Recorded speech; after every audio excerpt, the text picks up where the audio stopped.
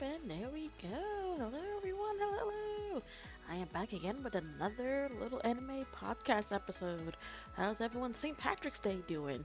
I totally did not plan this, but I think it kind of fits that I ended up moving the episode to today.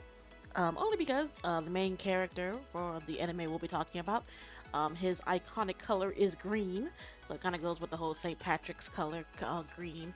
But yeah, so as you guys can definitely see here, if you're watching me live here on Twitch and or YouTube, we will be talking about Yu Hakusho, a very classic anime, one near and dear to my hearts, and probably some many more.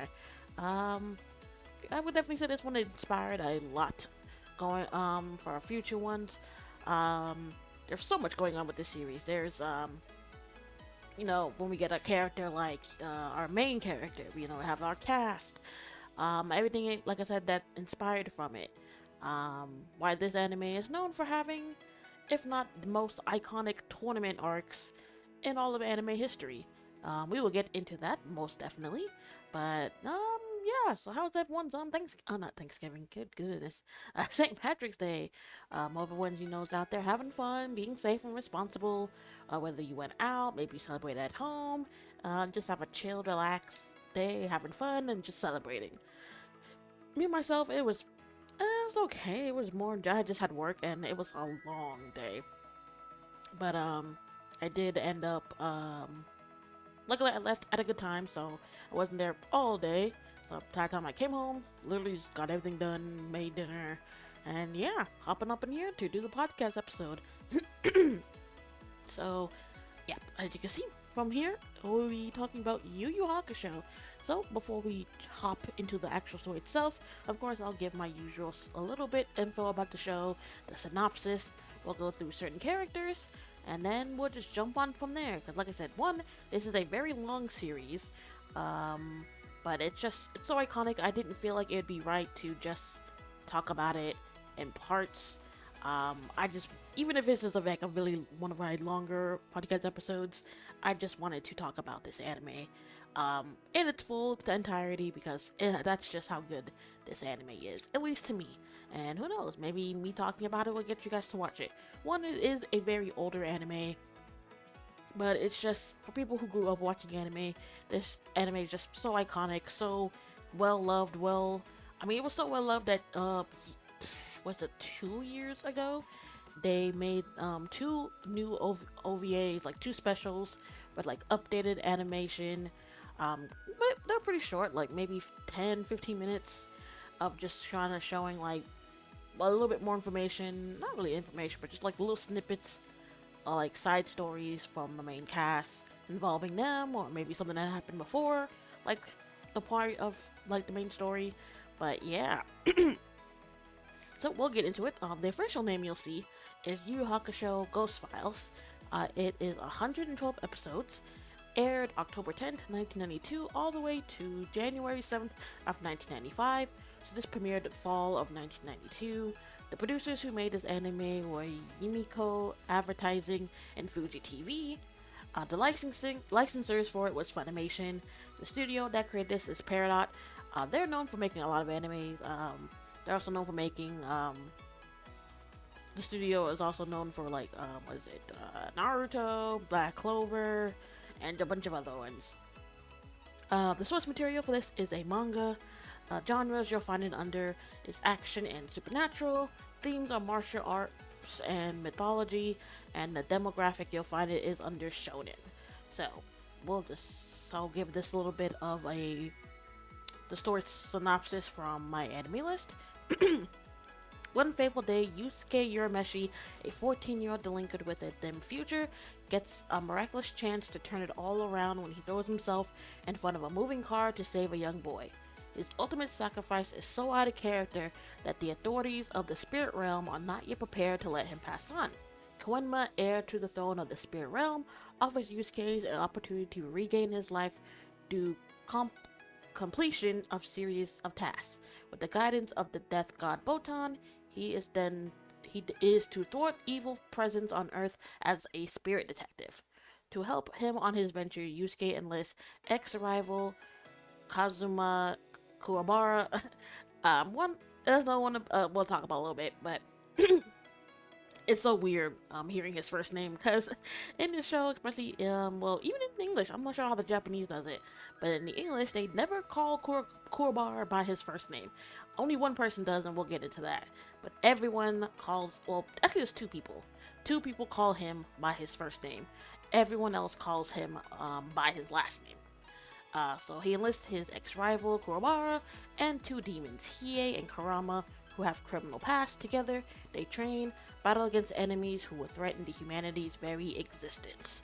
So, as you can probably see from the picture, so Yusuke is our main protagonist. He's the one with the iconic green outfit, black hair, short. Um, Kurobara is the one with the orange hair with the sword. Hiei is the we'll get more into Hiei and the kind of like the trope he ended up in kind of inventing later on. But yeah, he's the short one in all black with the bandana over his forehead, and Kurama is the one with the red hair, the long red hair. So, also on my anime list, I saw this. It says some background on Yu Hakusho. Apparently, it was voted as the second best anime of the year in 1993 and best anime of the year in 1994 and 1995 at the Image Anime Grand Prix. Which I didn't know that, but honestly, like I said, I'm not 100% surprised because this show was just that good. Honestly, me just rewatching this was just going through this, was literally just me going through the whole story again with the characters, from getting to end, from normally people won't really talk about this because it's spoiler, but it's something that happens in the very first beginning of the episode, of the first episode, and it pretty much starts the premise of everything. So basically, we meet our main protagonist, Yusuke Urameshi, 14 years old, and is pretty much just known as the outcast of pretty much his whole life. Has a very neglectful mother that is gone most of the time, if not, is just home drunk off her butt, kind of down on her luck. And of course, we're at this point, and I don't think they ever talk about it unless the manga goes into more detail. We don't really know whatever happened to Yusuke's father. Maybe he passed away, maybe he just spread out on them. But with that, he kind of has to end up having like a chip on his shoulder, feeling he's a bit different from other people. But the only one person that he does kind of bond with before, meeting more people that he is able to bond with is his childhood friend and love interest Keiko. We'll get into her. She does play a very huge role in Yusuke. I guess he's like kind of keeping that part of himself from fully just turning into a straight up thug, just going out doing the most. So in the very beginning, we kind of see how his life goes. He is known as a delinquent. He pretty much has no authority. He shows respect to authority of anyone higher, I guess in either status or in age with him. We see him fighting with Kuwabara and his group of friends. And another thing, like I said, is his very iconic green outfit. Because we do see when he goes to school, everyone else is in their usual, even Kuwabara's, which I noticed his outfit or his school uniform is like a lighter blue from everyone else's, while everyone else's is a like dark blue or maybe like even a navy. But Yusuke just straight up says no, I'm gonna wear the one I want, and ends up wearing his, like I said, his iconic green outfit. So we see that, seeing how he interacts with like some of the other teachers, the other students, and now he pretty much is just like F y'all, F everything, F life. No one has faith in me anyway, so why should I guess, have faith in myself? Like I said, the only person that kind of does end up having some glimmer of hope that he can, be more than what other people are telling him he could be is, of course, Keiko, his childhood friend that he's known pretty much all his life. And of course, we do see later on that they do have feelings for each other, but are both kind of stubborn or embarrassed to admit it. Always just saying that they're just friends. They don't really feel that way. But there's one episode that kind of confirms, that. Well, I mean, there are a bunch of episodes, but like at the very beginning, we do see this one episode that goes more in depth. We do realize that, they do have, they've been there for each other. They've, been through ups and downs, and it has bloomed into them just being more than friends, or at least having more than just friend feelings for each other. But one as he, I think it's like skipping school or something, he sees this kid playing a ball like in the street, pretty much almost on the road. Almost runs out to get it when Yusuke jumps in, grabs the ball, and of course starts berating the kid like, "Hey, what the hell were you doing? Are you trying to get yourself killed? What's wrong with you? You should know better than that."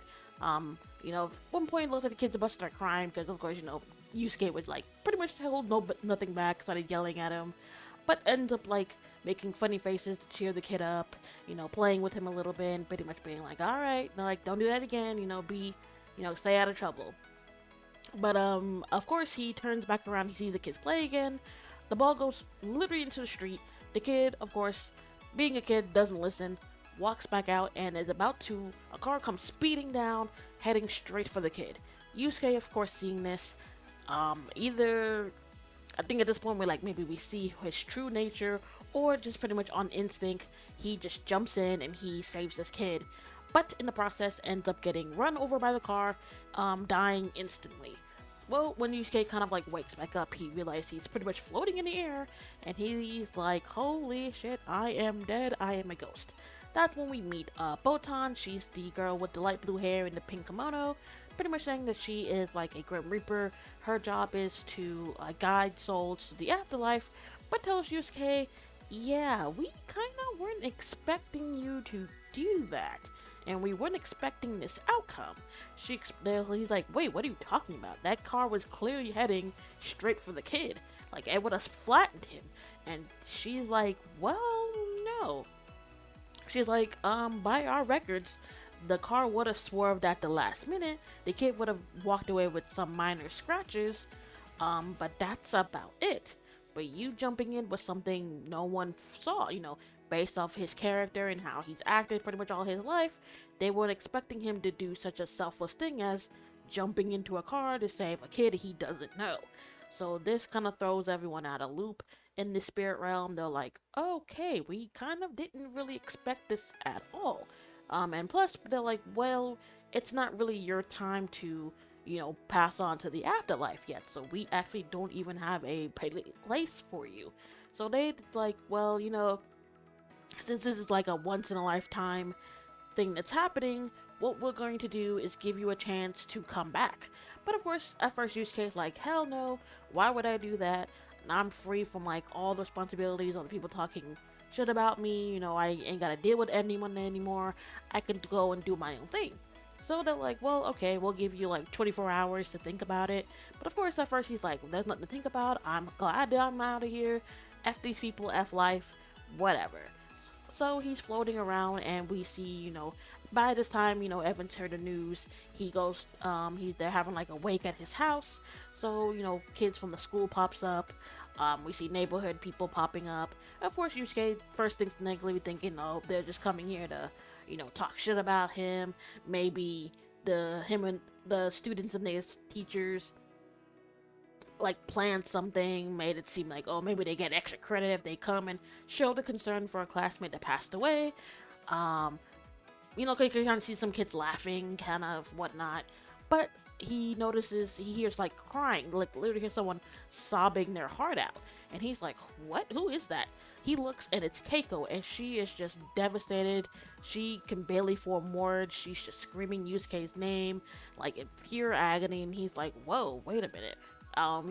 Even though, they're friends and he's known here, they know each other pretty much their entire lives.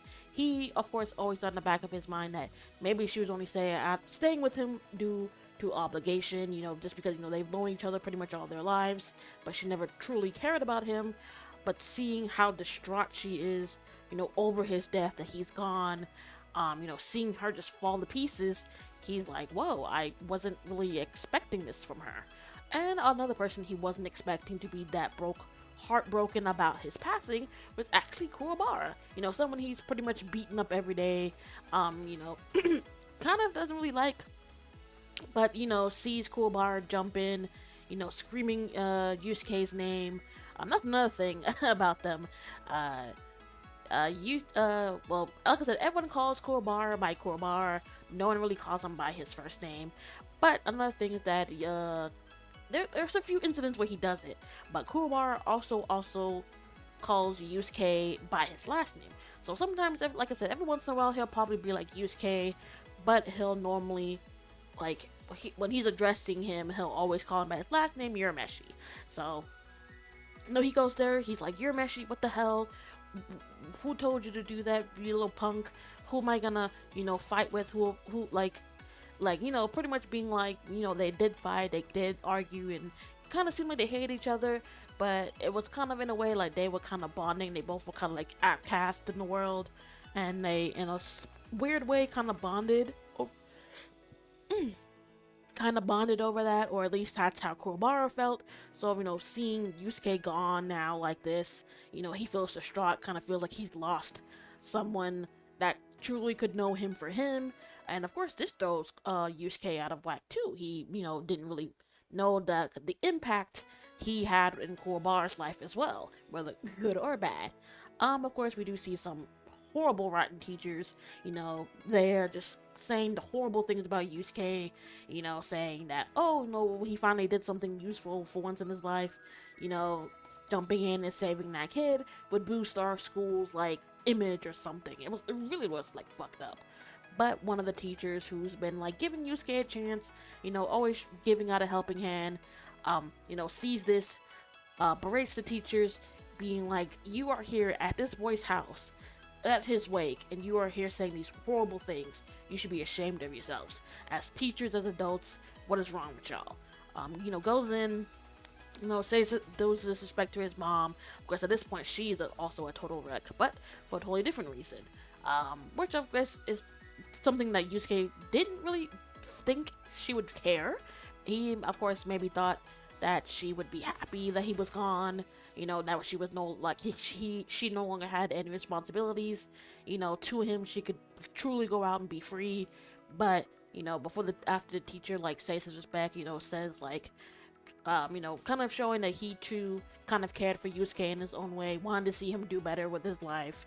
And, kind of feeling like, why did you do this? Why did you choose now to try to do a good thing, and then that one good thing took your life away? Like, you had such a bright future ahead of you, really kind of distraught that I guess he felt he couldn't do more to help Yusuke be a better person. Of course, then at this point, he sees this, he turns, he sees his mom, and she is just devastated. She starts crying, pretty much being like the same as Keiko, crying, just hysterically sobbing, begging for Yusuke to come back. And seeing this, Yusuke kind of had second thoughts. Didn't really realize the impact he had on certain people, how much his death would mean to them, and that, he always felt like he didn't have a place. But now seeing these people and how distraught they are that he's gone, that he's no longer in their lives, he's like, well, maybe now I do have a place. And I just never saw it. So he's like, okay, sure. You know what? Let's do this. Let's go through this trial, and let's do what we can to get my body back. So he goes through a few trials, and at one point, this is the episode I think it was like 4 or 5. There was like a not an auditor, but kind of similar. Someone else from Spirit World comes and starts like taking notes of Yusuke's life, being like, is it true? Like, are there truly people who want Yusuke back? They're like, there's a lot of manpower and a lot of like sacrifices we're doing to do this. There's no point of doing this if he's gonna come back and be miserable, and no one truly really cares that he's gone. At that point, they start focusing on Keiko. Her being like the person who's known him the longest, but as his mom. Seeing like, well, what the relationship between them that would like make it worth it to bring Yusuke back. So they like go through her daily life, her going to school, being an honor student, being like a class representative, being good at sports, good at grades, tough on her friends, but willing to help out when she can. And they being like, well, these two are like total opposites. They're like, I don't fully understand, like, the, like, I can say auditor, she's like, well, they are pretty much polar opposites. Like, I don't really see the connection between these two, that would, like, help Yusuke's case. And this one scene, happens, like, a little bit after this. So, Keiko's still at school, this boy from her class walks up to her, and pretty much being like, I like you, I've fallen in love with you, or he said some, like, at least in the dub, like she had like read a text or a paragraph in class. The student, meets her afterwards, saying like, oh, he's fallen for her voice. He's wants to get to know her better, and asks Keiko, hey, will you be my girlfriend? Of course they're watching this and they're like in suspense on what she's gonna say, but she said, sorry, I can't. And of course the guy's like, wait, why? What happened? And he's like, wait, don't tell me I'm too late and there's someone else you already like. And she's like, yeah, I do. There is someone I'm like crazy about. So unfortunately, I can't, you know, go out with you. I can't be your girlfriend. Of course, she said, well, she didn't say all that, but she pretty much she's like, yeah, there is someone I'm interested in. So sorry. Walks away. Of course, the boy is distraught, but she walks away. And everyone's like, oh wow, Yusuke, you're such a lucky guy. That guy was like, really handsome, probably really popular, and she turned him down for you. Of course, Yusuke gets embarrassed, and he's like, listen, she didn't say a name, so we have no idea who she was talking about. But so, they go back, pretty much goes over, Keiko goes over to his house to look over his body. At this point, his body has been like, oh, I forgot, they like give him an egg that's supposed to hatch a spirit beast that's supposed to help guide Yusuke back to his body, but only if it's receiving like positive energy from like Yusuke's soul. So if he's done good deeds and whatnot, it will turn good and guide him back into his body. But if his soul is like negative, evil, and dark, it will turn into hideous, but it will turn into a monster that will devour Yusuke, pretty much completely, like, well, not body, but pretty much like his soul, and he will like cease to exist. So at this point, he's carrying the egg, and with it, it's like slowly receiving that energy. So his body back on Earth is like slowly warming back up. He has a faint heartbeat. So of course, this kind of shows everyone like, oh, he's coming back, like don't cremate him. Cause that was literally like a whole episode of him trying to communicate with, his mom, Keiko, Kuwabara, to be like, hey, listen, I'm trying to get my body back. Don't do anything to it. And in the end, they do. Her mom like says like, oh my god, like I went to go smack him one more time, but his cheeks had color and he was like slightly warm. And I checked his heartbeat and it was slow, but it was there. So at this moment, she goes, the mom is, again, I guess at this point, having a slimmer of hope that Yusuke is back to normal, or at least slowly coming back. She dips off to go one of her drinking escapades, leaves Yusuke's body at home, and of course the place is completely filthy, covered in garbage and just everything. Keiko's like, oh my god, I have to come literally every day, otherwise Yusuke won't have a body to come back to. She trips on something. The bunch of debris from the stuff around the room just falls on Yusuke. Of course, she freaks out, starts throwing it off him cleaning his body. They say, oh, they break a note like, oh, she's literally been coming like almost every day, checking on his body, making sure, everything's gonna be okay for when he comes back. And in this moment, we see, this is what my favorite moment, really, at least in the very beginning of the show. She takes like a cloth, starts dusting like the dust and the grime off of him, not the stuff that fell. But she like pauses for a minute, seeing him just slowly, sleepily peacefully sleeping there. Good God. And she, is doing that, but then she stops, and then she's like, she draws her fingers to his lips, and she's like, starts thinking to herself, like, at least not out loud, we don't really know what she says, except for one point. And, she kind of comments on his face, that he has such, like, a beautiful, handsome face. And in that moment, she starts slowly moving towards him, closing her eyes, leaning in for a kiss. And, of course, Yusuke, Botan, and the other person that are there, they're seeing this. And, of course, Yusuke freaks out, and he's like, whoa, what are you doing? Get away from my body, Keiko. And, of course, one of the girls, like, shuts him up, because the other person that's there was a girl. She's like, shut up, we can't hear. And we need to, like, investigate, everything so that we can help build your case. And Botan, like, points out, well, it's not like she can hear us in this form anyway, so you're really just screaming for us, so shut up. So we turn back to Keiko. She's, like, slowly leaning closer to Yusuke, nearly almost kissing him. and then it stops, and like some community like van goes by giving like a warning, being like, hey, there's been a lot of fires in the area, make sure your kids and your pets are like, make sure there's water nearby, try to keep things flammable like out of reach so that nothing can catch on fire, and pretty much like keep an eye out. Of course, this like that snaps Keiko out of her trance. She gets embarrassed, that she almost like kissed him, and just leaves. But by the time she comes back, we see someone like planted like a Molotov in his house. Like apparently there was like some arsoner going around, just causing fires and whatnot. And lo and behold, the next place that person picks is Yusuke's place. So when Keiko leaves, someone throws like a Molotov in there, and the place starts burning down. Of course, by the time Keiko realizes, she goes back and she sees the flames have pretty much engulfed his entire house, or pretty much like his entire room. He lives like in an apartment. She tries running in to go save him, but people around are like trying to stop her, like, no, if you can't, you'll get trapped in there. But she's like, no, I have to. Someone's in there.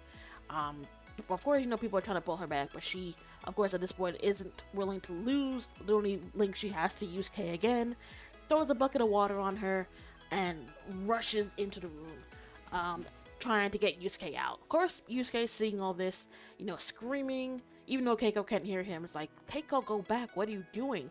My life means nothing. You're important to this world. You have meaning. You can make a difference. There's no point in throwing your life away for someone like me. And then the other girl who's there, she's like, well, if you don't have your body, you can't come back. But then he points out that he's like, what's the point of being alive if she has to die for it? There's no point of me coming back if she's not in here, in my life. So they do give him a choice once the situation is getting really dire, being like, hey, there is a way, but you might not like the outcome. He's like, just tell me what I need to do. They were like, throw the egg into the fire, and whatever energy it's collected so far should be able to save her. But if you do that, you're pretty much going to be forfeiting your one and only chance to get back. Of course, he hears this. Immediately, it's like, well, it was a good dream, but immediately turns around, does it, saves Keiko. Of course, he's pretty much given up his only chance, or they so thought. They believe, the leader of the spirit realm, Koenma, which I didn't even talk about him, Mr. Baby Man, because we do see him, pretty much he's like in the form of a toddler, has a pacifier. Yusuke points it out a bunch of times, that, they're like, why is the spirit realm being run by a toddler? What is going on right now? But we do see Koenma pops up later on in the series, and he even does have like an adult teenage form, so we do see kind of more of that too. But he pretty much saying like, listen, that sacrifice you did, did do that, but we might have another way to save you. It's like a once in a million thing that happens like once every like 80 years or something, they said, where like it was like the world and something aligns, and they could open up to his spiritual channels, and with that he'd be able to get back, but someone would have to transfer life energy to him to complete the process, and by doing that they need to give him a kiss. So he like, okay, so you need like at least like 3 people to send this message to, so they have to do it before like midnight that night, or he would have to wait like the 70 or 80 years to do this over again. So of course he sends the message over to Keiko, to his mom, and even sends it to Kuwabara, which was a funny scene because Kuwabara sees, of course, gets this dream, wakes up, and he is freaked out like, what the hell was that? But the mom off on one of her escapades again, so he's like, well, not really gonna rely on her, so it's kind of really more up to Keiko and Kuwabara. But something ends up happening with Keiko's mom, and then she got like had an accident or had like fallen ill, so she is like pretty much in the hospital all day up to like night. Pardon me. And of course, Yusuke is freaking out because he's like, well, if she's gonna be glued to her mom all night and pretty much all the rest of the day, I gotta go to Kuwabara, but that's not working. So Botan does a nice little trick where the mom is kind of like out of not really in a coma, but like it's unconscious. So she slips into the mom's body to relay the message, like, listen, that dream you had wasn't a dream. You have to go, or you would never see Yusuke again. So she immediately runs back to his place, to do what she to complete the process. And it looks like it didn't work because when she goes, gives him the kiss, nothing happy. He doesn't wake up. She starts crying out to Yusuke. Literally was like on the dot, like probably a few seconds. And they're like, oh, she didn't make it. But then Bonton looks around and she's like, wait, Yusuke's missing. Where is he? We turn back to the room. Keiko, of course, is crying, thinking she had like messed up. She missed her chance to bring Yusuke back. But then Yusuke wakes up, acknowledges he's like, hey, the great kiss or nice kiss or something. And yeah, Yusuke's back. So you would think, oh, that's it. That's kind of like rapper story. He kind of came back. Nope.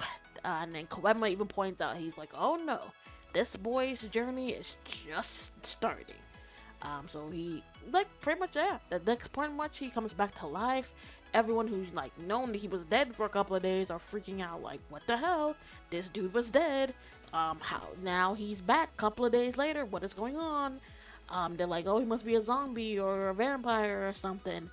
Of course he doesn't, but Yusuke starts noticing that he is seeing things that he normally didn't. He's seeing like spirits, and he's even seeing demons. So he's like, what is going on? And it looks like that process like awakens some spiritual powers in him. And with that, they decide to dub him Spirit Detective of Earth. So basically, that now his job is to to hunt down demons that are plotting like massive, like mass destruction or a plan to pretty much take over the world. Now pretty much that's up to Yusuke to put a stop to it, and restore peace. So one of his very first. Wait, was that? No, I was getting it mixed up. I thought the Randall one was first, but no, the first one was the thieves, which we will get introduced to our two other main characters. So, wait, is that? Yeah, no, because then that's something. Then the next one happens afterwards. Yeah, so pretty much we get a few episodes where some special artifacts from Spirit Realm were taken by this group of 3 thieves. Like I said, this is where our two other main characters pop up, Hiei and Karama. It looked like Hiei kind of was the mastermind of this, or kind of the head of the group. Karama kind of joined in for his own reason, and then the other guy was like this org, kind of doesn't stick around much. Yusuke defeats him, and he kind of never really comes back. But each of them take it's 3 sacred items. Each one of them takes it. Like I said, not Yusuke. Kurama had his own reason for joining, so he takes the item that he needs. He goes off. He, of course, sees this, and he's like, wait. He's like, no, Kurama, you can't just leave. We had a deal or something. I'm trying to, convince him to, stay and join him. The other guy, takes this orb thing that, helps him suck out the souls of, I think, people, and especially children. So, he does that, and apparently he is a demon that feeds off of souls. So, getting that helps him, get the food that he needs. In the process, of course, it's, killing these people. So, one of the ones... Oh, actually, before all this, Yusuke kind of gets back. He gets framed, by one of his teachers that he had, stolen this, really expensive pen that this kid was showing off at school. Literally to the point that he even, punched Yusuke, when Yusuke was like, I didn't do it. And he's like, don't lie, and, punches him. I was like, whoa. Clearly you can definitely see the time. I'm not sure, maybe around that time teachers were allowed to, lay their hands on certain students or students in general. But I was like, whoa. Even when I first saw that, I was like, holy shit. But, Koenma pops up, and actually the little scene you just saw, Koenma pops up, tells Yusuke, hey, take out one of the spirit detective items I gave you, and they will let you see inside the teacher's pocket. So he takes out this eyeglass thing. And he can see through walls and whatnot. And with that, he looks straight into the teacher's pocket and sees that he has this stolen items that he was accusing Yusuke of stealing. So the other teacher that pretty much is like trying to give Yusuke a chance to like better himself, improve himself, is there, and he sees this and he's like, oh, so what's this about? Why were you, you know, why were you convinced it was him when you have it now in your pocket? So his teacher tries to like get out of this, being like, "Oh well, he must have planted it in my pocket when I wasn't looking. I'm so disgusted I can't even be in the presence of this delinquent." Of course, the other teacher's not buying it, and he's like, "Hey, we need to talk about this." Of course, Yusuke is totally pissed that this teacher was gonna go that far to frame him, get him kicked out of school, and possibly ruin his life over something he did not do. So he was ready to go beat up the teacher when Kawan was like, "Listen, there's no need to do that. If you want to get revenge that badly, you can like channel your energy, and you can do this attack." So he tells him, "Oh, like channel your stick out your index finger," and I had to look. I was like, "Wait a minute," and channel the energy, and then shout out "Spirit Gun." That's where we got our iconic Spirit Gun from. Hold on, let me see if I can pull up. I can't do it justice when he says it, especially in the dub. Hold on, let me go to YouTube. There we go. I mean, there's so many different moments of when he uses his spirit gun. Use case. Wait. Come on. Use case. This is just the first spirit gun. There we go. Found it. So let me bring this up.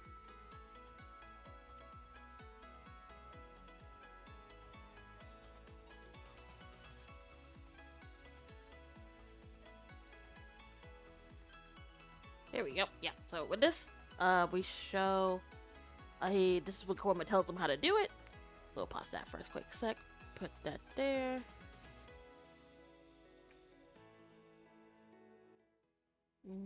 We'll pause that. Well, we'll put that down. Do I have my audio? Here we go. Yeah, so this is him telling Yusuke what to do for the very first time of him using his spirit gun. Try to take control of your spirit energy and then gather as much as you can into your right index finger. Hey, it's getting warm.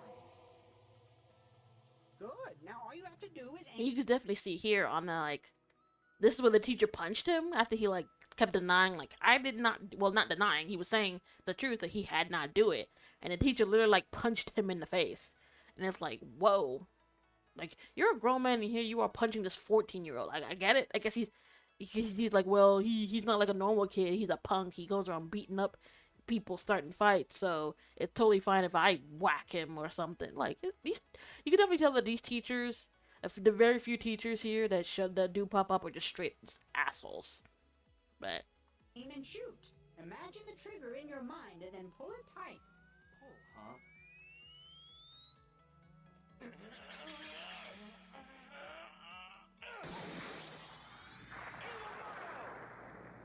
bam, bitch. That's exactly what you get.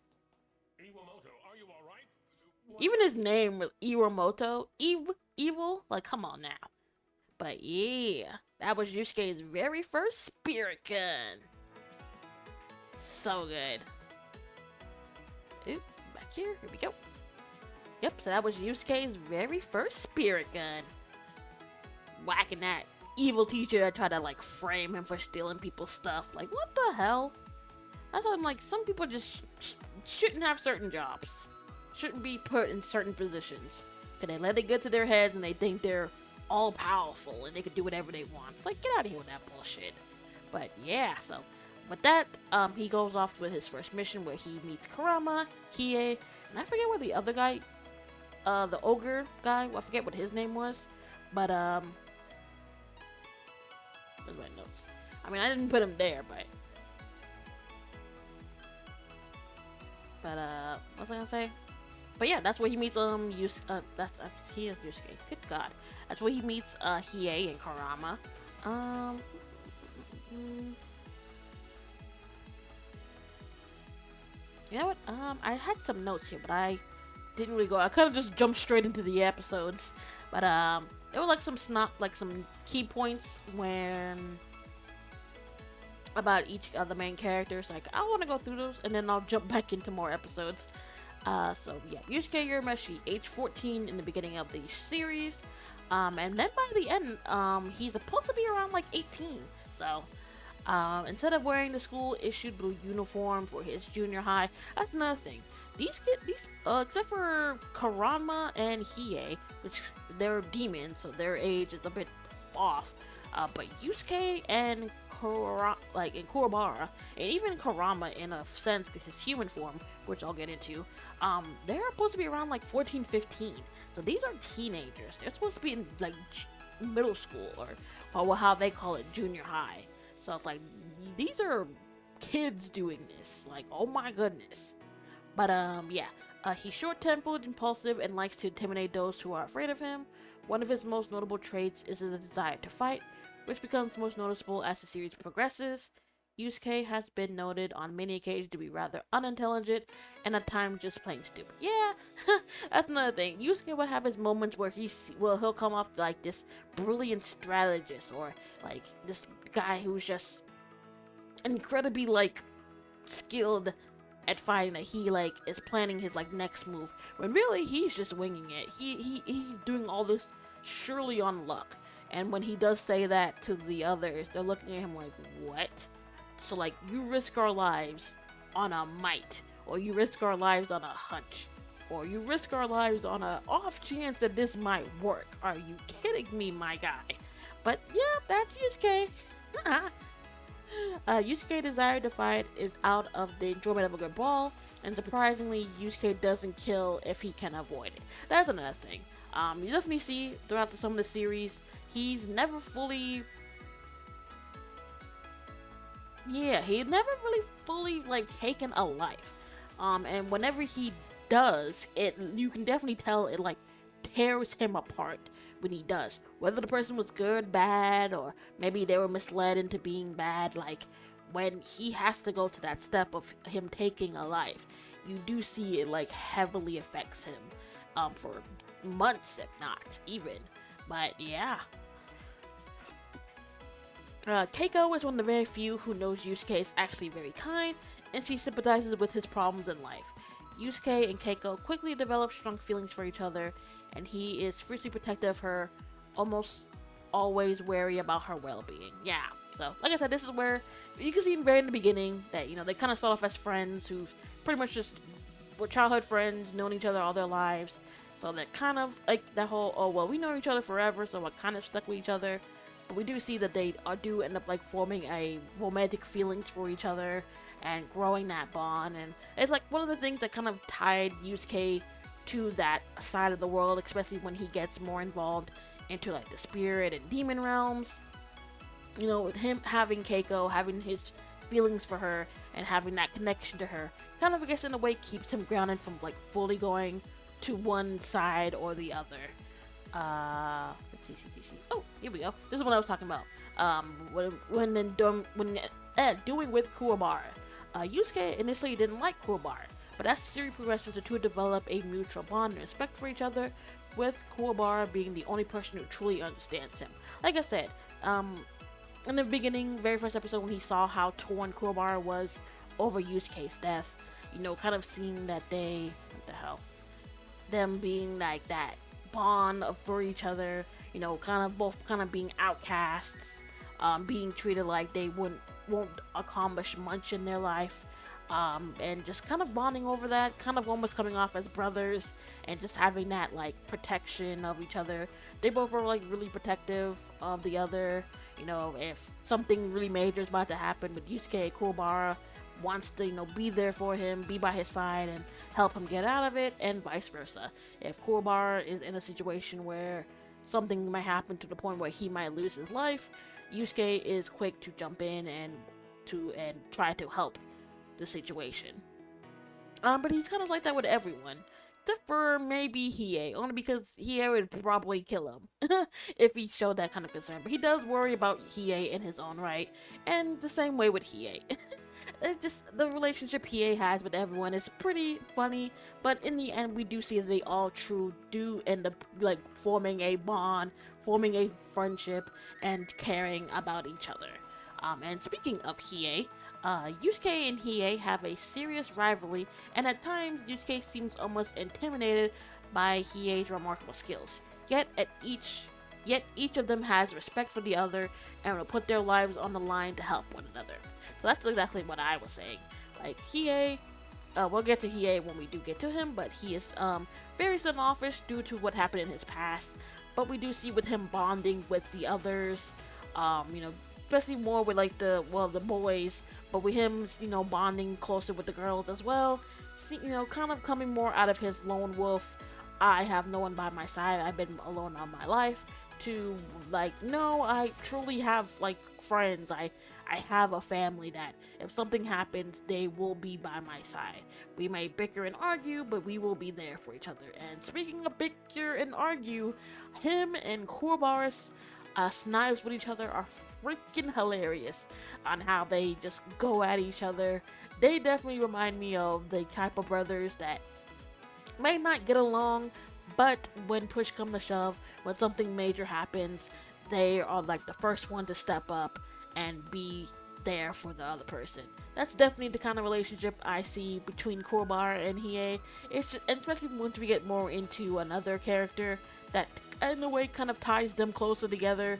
Yeah, they definitely come off as the type of brothers that, you know, kind of get each other's nerves. Kind of looks like they hate each other, but deep down probably have like the closest relationship out of everyone. And last person, which like I love everyone, but I would definitely be I'm a little biased with the last person, which is Karama.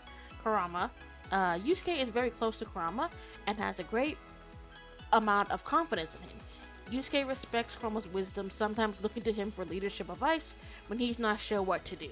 Yeah, we definitely kind of it's kind of weird in a way. It kind of seems like Karama's kind of like the big brother of the group. Yusuke's like, I guess, would kind of be like the second oldest. Well,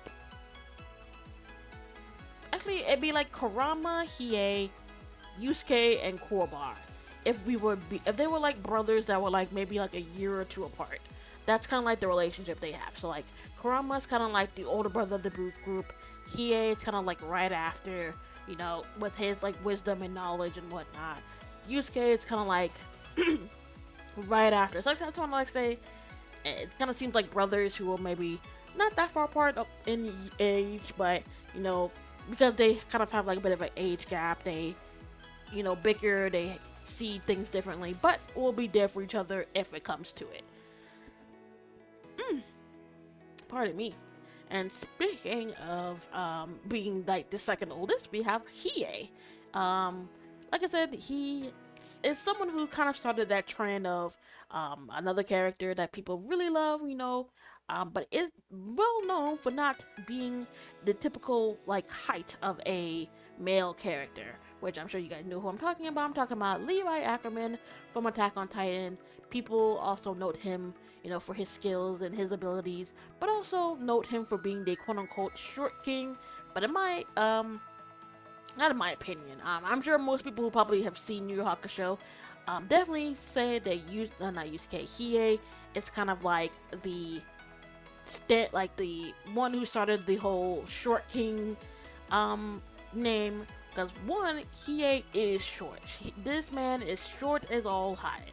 He, from what the information on my anime list told me, apparently Hiei is, and then they even said in the anime at one point, they had like measured his height to like another fighter that he was fighting, where I think that dude was like 9 feet tall, and then they said Hiei is like 4'10". I'm like, holy shit, this man is short. But you could definitely see it when he's like standing with the other guys that, yeah, Hiei is short. Like, he is a very short guy. Like, and like they said in the show a few times, they're like, hey, short things can come in badass packages, because he does definitely comes off as if he is like 9 feet tall with his attitude, his skills, his fighting abilities. So like he doesn't let his height ever dictate, that he can and cannot kill you and kick your ass. So yeah, Hiei is one of the shortest characters at only 4 foot 10 inches, not including his hair. I think they even point that out in the show too at one point. I think that same fight when they were weighting his height to the 9 foot person he was fighting, they were like, yeah, he's like 4'10" if you're not including his spiked up hair. So I'm like, holy shit. I'm like, I knew this man was short, but I didn't think it was like that short. Like, holy shit. Like, I'm taller than Hiei. But some information about Hiei. He wears a white headband that conceals a very special power of his that plays a pretty big role in power he gets later on. Especially more when we get into, I guess, I have to forget how they would do it. Like, if you would count like all all the arcs in the show, the Dark Tournament, that's more like the. Because we have, the thieves when he met Hiei, Kurama, and the other guy. Then we have the Randall case. That was a couple episodes. Then we have the... What was it? Not Spirit Warriors. Saint Beast. There we go. The Saint Beast right after. That was a couple of episodes. If anything, I think most people kind of see that. It's like one of the first major arcs. But I guess if you're going it by case, that's like the third case Yusuke deals with, the Saint Beast. After that is when he has the Yukina case, which we'll get into that. That case was a few episodes, but they definitely had some big reveals for that, for a lot of the characters. So that was like the fourth case, and then right after that, we get into the Dark Tournament. So I would say, and then the Dark Tournament wasn't really a case. It was more something that they were all kind of forced into, and that was a lot of episodes. I want to say from like episode 728 all the way to like 50 or 60 something. That's how long like the Dark Tournament is. Hold on, let me get a exact amount. How many episodes are in the Dark Tournament arc in Yu Hakusho? Holy shit. Okay, I guess if you're calling it by sagas, then yeah, that's like the second saga. But from what I'm seeing from the Yu Yu Hakusho wiki that first popped up, the Dark Tournament saga is the second and longest saga of the Yu Yu Hakusho series. It spans from chapter 52 to 113 of the manga and episode 26 to 66, making it the longest saga in the series. Holy crap. So that's 66, 26, that's 40 episodes. So Dark Tournament is 40 episodes. Holy crap. I mean, I figured it was long. I was trying to remember. I was like, when did it like start? I know it was like 20 something. And then by the time we get to that, and then we get to like the Sensui arc case afterwards, that's like somewhere in the 60s. So the Dark Tournament arc is 40 episodes, ranging from 26 all the way to 66. But you gotta think about it. They go through so much. We got them getting invited into the tournament. Them going through there's like what? No, there's round 1, then there's round 2, and then they did like round 3 right after, which I'll get into that. And then there was the semifinal right after, and then the final round. There was like 5 rounds of them fighting. So, and there was so much going on in that arc. Oh my god! But I'm gonna get too ahead of myself. And then after that, we have the Sensui arc, which is a good couple of episodes. And then the last arc was the 3 King arc.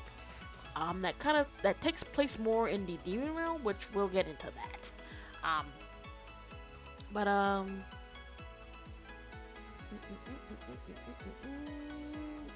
No, we'll skip that because that's a spoil. I don't want to go into that yet. He wields a sword in which he uses both as a combat weapon and as a way to safely channel the dark flame from the underworld, which he rarely uses as he finds it barbaric. That's funny because that was like a jab to Korbar, which we'll get into that. On top of a very well muscular frame, he has high speed, accuracy, and precision. Precision. I can't say that. We do get a little more about him. He is a male fire demon born to a race of female ice demons, which we'll get into that. Woo, that plays a big role in what happens in the third case. Fourth case that I just talked about. What else? Oh. Although relatively taciturn, he occasionally squabbles with and insults his teammates, especially Kuwabara, but deep down he holds a certain amount of respect for him, and vice versa. In fact, Hiei respects all his teammates, but seems to be the closest to Kurama and Yusuke. Yeah, which is funny because like I said, you kind of see that maybe he, he's like a loner. He kind of feels like, or he kind of comes off like he was forced to, be a part of them to to get certain things that he wanted. But we do know later on that, yeah, at one point I think even Yusuke points out to him, he's like, yeah, you kind of come off as this badass. You hate everyone, you hate everything. But he's like, nah, you're a softie. You love us. You act like you don't care about us. But when push comes to shove, and once it really starts getting dangerous, you'll jump in and you'll be there for us. So it's like, yeah, keep acting tough guy. You're just a big old war. In this case, I think Yusuke would be like, you're just a small little teddy bear, jabbing at him for his height. I think even in the thing, like when he said that, he was like, you're such a big softie, but then he's like, or should I say little softie, jabbing for him for his height. I think, and then he was like, I should have slit your throat, because I forgot what happened, but no, I do remember what happened. I don't want to talk about it yet. Which is so funny. But yeah, he'll bunch jabs at each other, especially with Kuwabara, but he'll do it with Kurama and Hiei too. But the funny thing is, the other ones, everyone would kind of drive back and give Hiei a jab too for something maybe he did, or maybe he let his ego get the best of him at a moment. But I do love how sometimes him and Kurama will be pointing jabs at each other, or they kind of have that level of, they're both demons, so they kind of have that kind of almost kind of mutual respect for each other. So he'll maybe point a jab at Kurama for something he did foolish, and then Kurama would turn around and point a similar jab at Hiei, and they'll just both he'll get about it, and it's so funny. I really do just love their dynamic of all of them. Oh, here we go. Hiei prefers to work on his own agenda and has a notorious reputation in Demon World as a killer, even when he was a D-class demon, which we'll get into that, because we don't learn more about the class of demons and how they're ranked until we get to the Sensui arc. So, despite this, deep down he's a loner that wants true friendship and companionship. He is very honorable, always keeping his word. And that's something that's kind of really hinted more towards the last arc, that, Hiei comes off as someone who acts like he doesn't want people by his side, that he's totally fine being alone. But in the end of the day, and he does end up finding it, he wants true friendship, true companionship, people that he can kind of truly call his friends and family, and that's what he gets with everyone. That's what he gets with Yusuke, Kurama, Kuwabara, and eventually the girls like Botan, Keiko, Yukina, even Kuwabara's sister, Shiju. I can't say her name. I can't say her name. Why can't I say her name? But yeah, even with Genkai, we see him truly knowing and feeling like these are my friends, these are my people, these are the family I created for myself, and I will be there for them. Though he, of course, would not ever say that out loud, but that's just how Hiei is, and we love him for it. Last person in the main group of all the boys, we've got nope, oh, actually, I missed someone. No, we got Kurama, and then we got Kobar. I scrolled down and I missed it. So we got Kurama, which is our redhead of the group. His ability is in manipulating plants and generally wields a whip created from a rose vine complete with thorns, which is his rose whip, which is such a cool weapon. And plus, we don't really see a lot of people fighting with like whip weapons. The ones that can kind of come to mind right away is we got Mitsuri from Demon Slayer and her like whip sword. What other? I'm like blanking. Whip users in anime.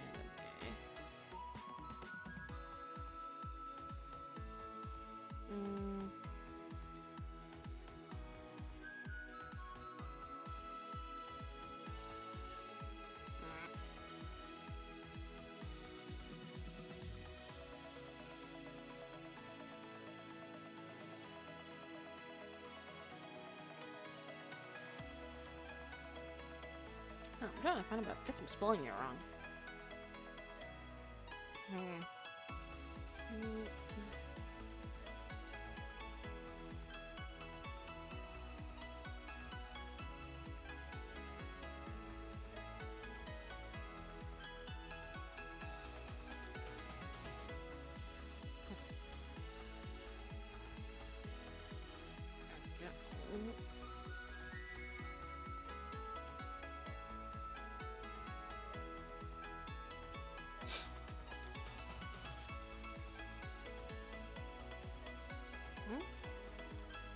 Oh, I was like, wait, how does she have a? Oh, right, the one she uses, to beat Saito. I mean, not seeing what I'm seeing, but I was looking it up, and one of the ones was Louise from the Familiar of Zero, which kind of makes sense because she does have a whip to like beat him up with. We got Kurama, Trevor Belmont. Oh, that's right, he does have a whip. Midnight. Oh, that's right, Midnight had one too.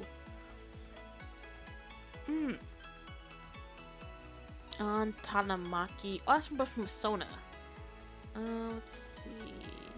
Who else? I'm trying to see any names. Sortalina Sirlute from Sword Art Online. Oh wait, yeah, her weapon. She could like make her weapon into a whip. Oh, okay.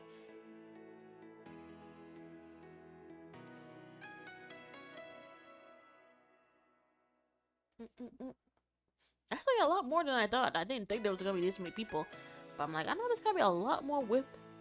LG Synthes 31. Oh, that was that night. Oh, that's right. His was like a whip weapon. Holy shit. It's been forever since I've seen it. So I've rewatched Sword Art. Calavessa from Sailor Moon. Was her weapon? Oh no, it was. Holy shit. Sailor Lee Crow? That must have been from Stars. I haven't really rewatched Stars a lot, so I've seen them like I say not a lot, but I've seen them like maybe 4 or 5 times. But that's a little less than I've seen the other seasons of Sailor Moon. Speaking of, I believe it was the creator's birthday the other day, like a day or 2 ago. So I want to shout out to my favorite manga, because hello, the anime that started me on anime was Sailor Moon. So definitely shout out to the creator who made the anime that got me, the manga that turned into an anime to get me into anime. I'm trying to see if I see any other names that pop up that seem familiar, but none of these are popping up. I don't know who any of these people are. But yeah, apparently there's a lot more whip users. Why did I didn't see Mitsuri pop up here. A lot of these people are there from like manhwas or something. Oh, well, some of them are looking at different shows, but I guess shows that I've never watched. We'll just get back into what we're doing. What was I? Oh, here we go. Yeah. Uh, generally wields a whip created from a rose vine completed with thorns. He's one of the wiser characters in the series and the smartest and calmest of the four main characters, which is definitely true. I definitely say Kuwabara and Yusuke are the most hot-headed. Hiei definitely can be hot-headed when he wants to, but he is, I guess, more say more quick to go for the kill than the others. While Yusuke and Kuwabara will let their emotions run rampant and just immediately go into a frenzy. So yeah, out of the four, he is definitely the more calm, the more rational thinker of the group. Generally regarded as the most calm and level-headed member of the group, his analytic nature is present in battle when he prefers to study the strengths and weaknesses of his opponents before devising a strategy of his own. This is something they point out quite a bit, that it's pretty much like a habit of his, that before he fully what's the word? Commit to, a battle, he tries to learn all he can about his opponent and what they can do, so that way he can devise the perfect plan to take them out. One of the things about Kurama is that, it doesn't say it here, but I'll say it. So basically, the Kurama we know, the one with the red hair, is Kurama, but also isn't. We find out that he actually is a fox demon named Yoko Kurama, that it was known as a legendary bandit, but 15 years ago he went to get this treasure, but it turned out to be a trap. He got hunted down and thought to have been dead, but escaped into the human world, taking refuge in a woman, taking the end up like not taking the form, but like infusing with the baby that she had or was going to have. Being birthed into the human world, into a human body, but having like the mind, like still have like the mind and whatnot of his demon self. Actually, and only had planned to stay in that in the human world and part of that life for I believe 10 years, because he believed by that time his demon powers would have to come back, so he'd be able to leave and head back to the demon world. But something had changed. In the 10 years he had spent in the human world, living with a human mother, he had grown to truly care for her, loved her as if she was his real mother that birthed him, I guess, in his demon form, and decided that he would stay, being a part of her life, being a part of her family. And this is one of the reasons that he had joined up with Hiei in the beginning of the very first case that Yusuke went against. One of the weapons, one of the sacred treasures that he had was the Forlorn Hope, or what they called it. Basically, it was a mirror that can grant any wish, and Kurama had planned to use it to wish his mother back to health. Apparently, she had gotten sick, and it's just been getting worse and worse as time goes on. By the time Yusuke had gotten to him, he asked him, "Hey, I just need a few days. After the day is up, I will give the weapon back to you. No questions asked, no fight, no nothing." Of course, they found out that the day he had planned to give it back is the night that the power of that weapon gets the strongest, is the full moon. But then he explains that he wants to use it to save his mother's life. At first, excuse me. At first, Yusuke is confused. He's like, "Wait a minute, why would a demon care about a human?" And he's like, "Well, I kind of feel like maybe it's my fault. Maybe, me being truly as I was as a demon, maybe she always felt that I thought I was better than her, that, that demons have this disposition that humans are beneath them, and that maybe that was slowly eating away at her, making her sick. So he feels like it was his fault, that maybe she had gotten sick to this point, that she is pretty much hanging on to life. So he wants to use the power of the mirror to grant the wish of wishing her back to health." Also in that moment, she ends up taking a turn for the worse, and pretty much doctors tell him that she doesn't have much to live. If most she'll only live up to the night. But by then, there was nothing more they can do to her to save her life. So Oh, excuse me. But so he had planned to use the mirror, but then Yusuke's like, wait a minute. I thought when you use it, one of the things that made it so deadly is you have to give up something. And he's like, yeah, you have to give up your life in order to grant the wish that you wanted. So he had planned to use his life as a way, I guess, making atonement for getting her sick that he's believed, to, restore her back to health so she can live on her life. But of course, Yusuke, hearing this, does not want to go through with that. He's like, I already been through this once. I don't want to ever see that happen again. A mother being distraught, torn apart, and just losing the will to live due to the death of her son. Seeing firsthand the effect that his death had on his mom, being like, I don't ever want any other mother to ever go through that. So they both put their hands on it. It looks like it's about to kill them both when, Kurama wakes up and he's like, wait a minute, I'm alive. So wait, what happened to my mom? Is she okay?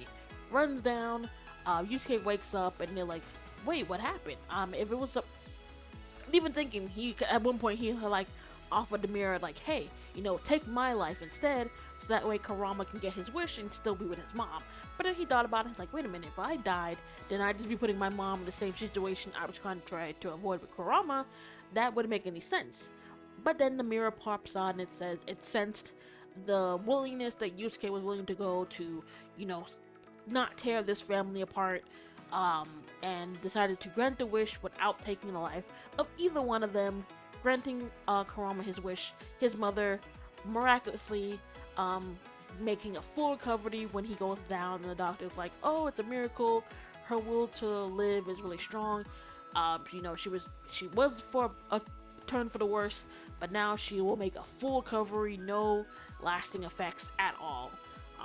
Totally. And then at this point, also, it's like really indebted to Yusuke, being like he was willing to give his life up to get this wish, not knowing that true she might have been alive, but if she would have gotten the news that something had happened to him and he would have died, and that would have tore her apart. So in that also he is like deeply indebted to Yusuke, for giving him that chance to be with his mom, and also saving her life. So but one of the reasons, like I said, we brought up Yoko Kurama is this little tidbit right here. Yoko Kurama was a cold-hearted and ruthless thief and the most feared bandit in Makai, or Demon Realm. I think maybe that's the name of the Demon Realm. He was considered to be an A-class demon, though he eventually surpassed that and is said to be more than 1,000 years old. Kurama's special ability is that he can turn plants into deadly weapons by manipulating his yokai into that plant. So it's kind of where he gets his rose whip from, and also other plant-like weapons he's able to create later on in the series.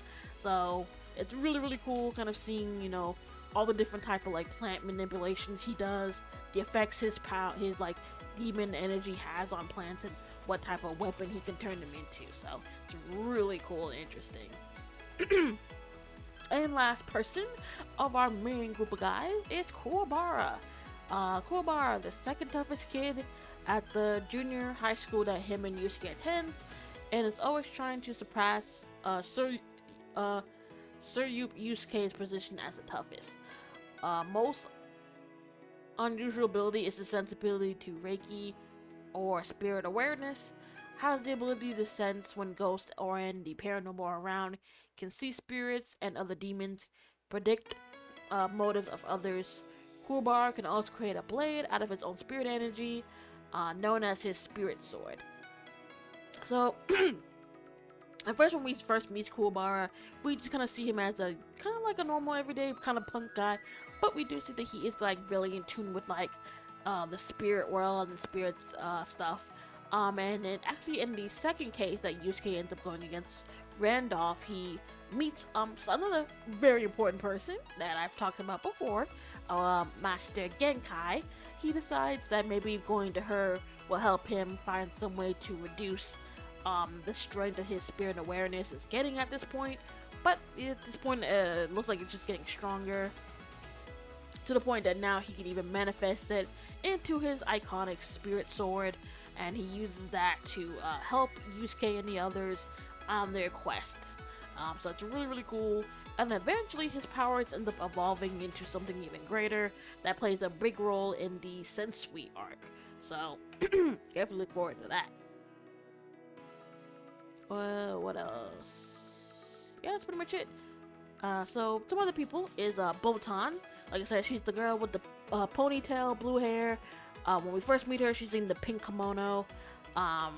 She's the guide for the dead across the Sansa River or the River Styx. Pretty much just the Grim Reaper meets Yusuke, and eventually, when he ends up becoming Spirit Detective, becomes his assistant, helping him out in missions, giving him tools, giving him information about upcoming cases, and just kind of being a backup for him. Now, one of my favorite persons in the show, besides all the boys, is, of course, Master Genkai. I love Genkai. Oh my god, just rewatching it too, just seeing how badass she is, how cool she is, the reputation she has with, the demons, and just, oh, she's so cool. But yes, we have Genkai. She trains Yusuke in the spirit wave technique that she creates, coaches him to the extreme. Though she may appear nasty towards Yusuke and the others, she truly cares about all of them and tries to lead them down the right path. Genkai is an elderly martial arts expert who lives alone in a very large temple. She first appears during Yusuke's second case as he infiltrates a tournament she's holding to find a successor for her technique in the search of the demon Rando. That's the second case I was talking about. Genkai is a legendary Reiki master known both in the human and demon realms. Yusuke ends up winning the tournament, defeating Rando in the process, and is taken on as Genkai's student. Which is actually pretty funny because he wasn't trying to do that. He had just joined in to hunt down this demon that apparently was, if I remember correctly, he had gone around and he was hunting down other psychics and stealing their powers, stealing their abilities, and he had so far at that point killed 99 psychics. So now he had joined Genkai's tournament and was gonna make her the top 100. And of course, with her being as famous as she was and having her powerful spirit wave technique, saw that she was the ultimate goal of the ultimate goal of getting the ultimate power that he was looking for.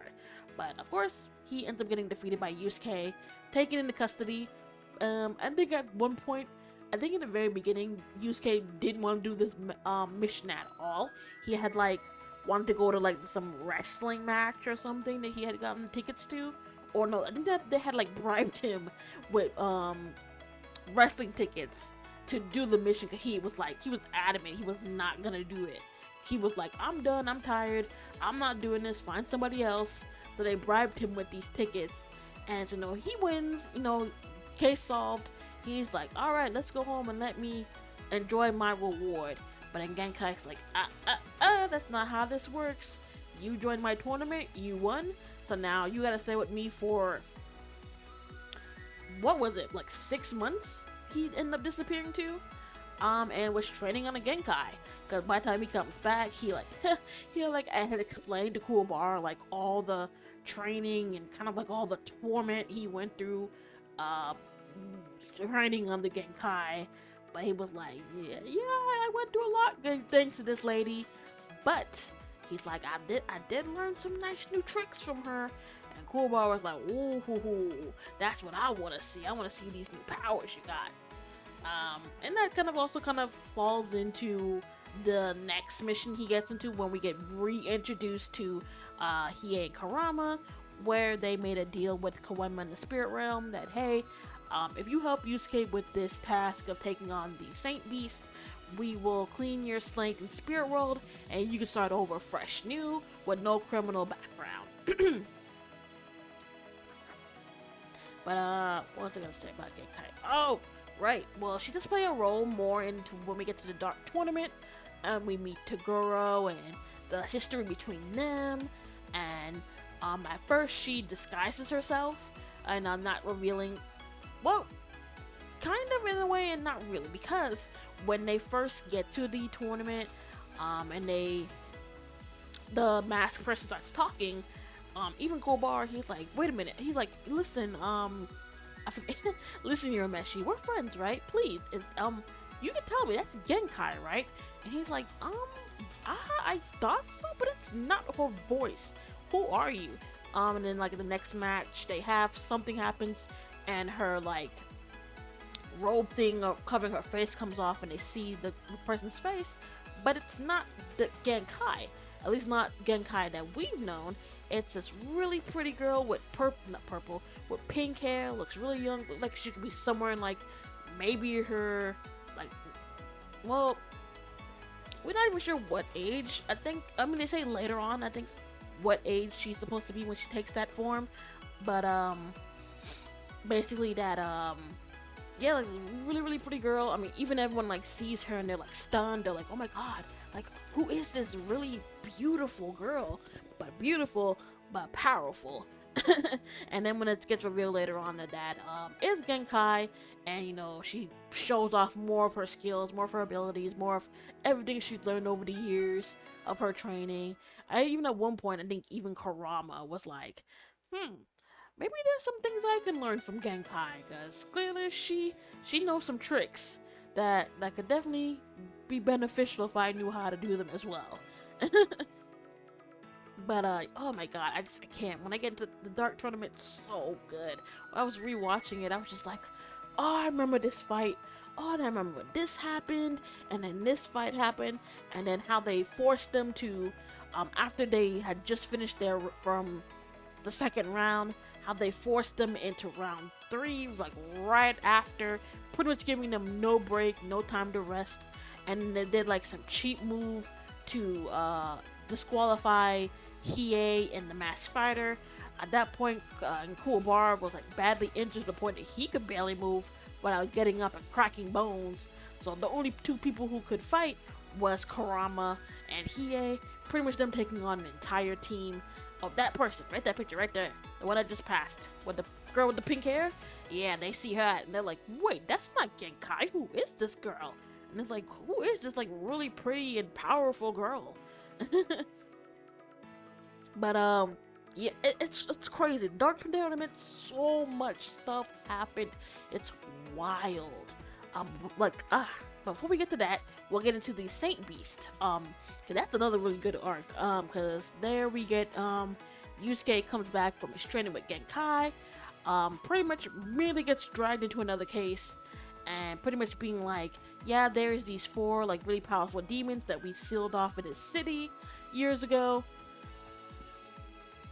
Pretty much they are demanding that we release the barrier surrounding the city so that they can roam free in the human world. But of course, spirit world's like, hell no, we're not gonna do that. So they're now threatening to send out these insects called the Makai, I believe. Basically, they infect people, forcing them to just start going buck wild, going around killing, stealing, just running around doing straight up mayhem. So of course Botan explains this to Yusuke, being like, listen, if you don't stop them, the world could be taken over by the affected humans, and it would just be straight Armageddon, just straight the apocalypse. So of course Yusuke goes. Kuwabara jumps in and helps as well, but as soon as they jump down, they get attacked by a bunch of these minions, and it looks like they're about to get taken out before they even get to the castle, when these 2 lights come down from a opening, takes the monsters out, and of course Yusuke's like, what the hell was that? And then we hear the 2 voices of my 2 guys, Hiei and Karama, you know, kind of putting jabs like, listen, if you're having trouble with these weaklings, we are all doomed. Jumping down, and of course Yusuke's shocked. He's like, wait a minute, what are you 2 doing here? Of course, I think he was like, well, the thieves, you know, kind of pointing out, you know, they started off when they first met as adversaries, but now kind of slowly forming into a team, and later on a great friendship. So he's like, what are you doing here? And that's when they explain, like, oh, we made a deal with Spirit World and Koenma that if we help aid in this mission, we can clean our slate in Spirit World and won't have our criminal records anymore. So he introduces Hiei and Karama to Kuwabara, and that's when of course freaking Hiei immediately points out, he's like, listen, we are not equals, we are not a team. Once we get in, you will let me and Karama do all the work. As far as I'm considering, we're babysitting you two humans. Of course, Kuwabara hears this and he's like, excuse me, who the hell are you? You don't just come in here and start talking to us like this. And he's like, please, let's not fight. You're too weak. It wouldn't be worth it. And he's like, oh, really? Starts swinging at Hiei. But of course, at this, we know Hiei is insanely fast. Immediately dodges, but acknowledges that he does want to take his revenge against Yusuke. Being like, oh, you got lucky last time, next time we fight, you won't be so lucky. But of course, not Hiei, Karama, I keep saying these other names. Yusuke, of course, not wanting to back away from a challenge. He's like, listen, Three Eyes, if we, beat this, if we make it out of this alive, I'll gladly take you on anytime, anywhere. And they go, and each one of them takes on a Saint Beast. That's when we've learned more about Karama's power, his Rose Whip, taking on the first beast was, no, Byakko was the cat, and that's the one that Kuwabara fights. Fudge, what was his name? Damn it, I can't remember what his name was. The rock dude. Karama fights him. Then Kuwabara fights the Byakko, which is the cat demon, sort of. Then there's the Ice Dragon Seiryu, I think that's his name. That's the one Hiei ends up fighting. But then we have the leader Suzaku, that Yusuke ends up fighting. And of course, by that point, when they had pretty much defeated the three other ones, on the way to the last guy, he of course is totally upset that all his plans are getting ruined. And was trying to find some way to level the playing field. So he has one of his minions come back with information, pretty much being like, oh, getting information on Yusuke, him being the spirit detective, and being like, oh, well, he doesn't really have much friends. This dude's kind of a loner, but he does have one great weakness. Which, of course, we hear this and we're like, oh shit. Yep, they find out about Keiko. Being like, she's the only person he's truly opened his heart to, the only person he kind of truly cares about, and besides that, oh, I forgot, they have this special whistle that they're using to control the insects that are mind controlling people on Earth. He uses that to create a frequency, basically to giving a command to hunt down and kill Keiko. To trigger Yusuke. So of course Botan tries to protect her, inform Yusuke, is like, listen, something's going on. They're now hunting down Keiko for whatever reason, and they're like, yeah, so this is getting serious now. Now they're just not out and about running around, doing the most. Now they're hunting this one person down, someone that you care about. So I won't get too much into that fight, what happens there, because that ending was wild. But I will get into the next case that Yusuke does, and that's the Yukina one. I'm like, why am I blanking? That's the Yukina case. So basically, by that point, it's been, I don't know how many, it's been about a couple of days or whatnot. Yusuke is heading off to school when Hiei stops him, gives him his tape, and oh, it's your next mission. Of course, Yusuke's shocked. He's like, wait a minute, since when do you run errands for Koenma? And he's like, I'm just following orders. And he's like, okay, now that's even more off. You're following orders? You.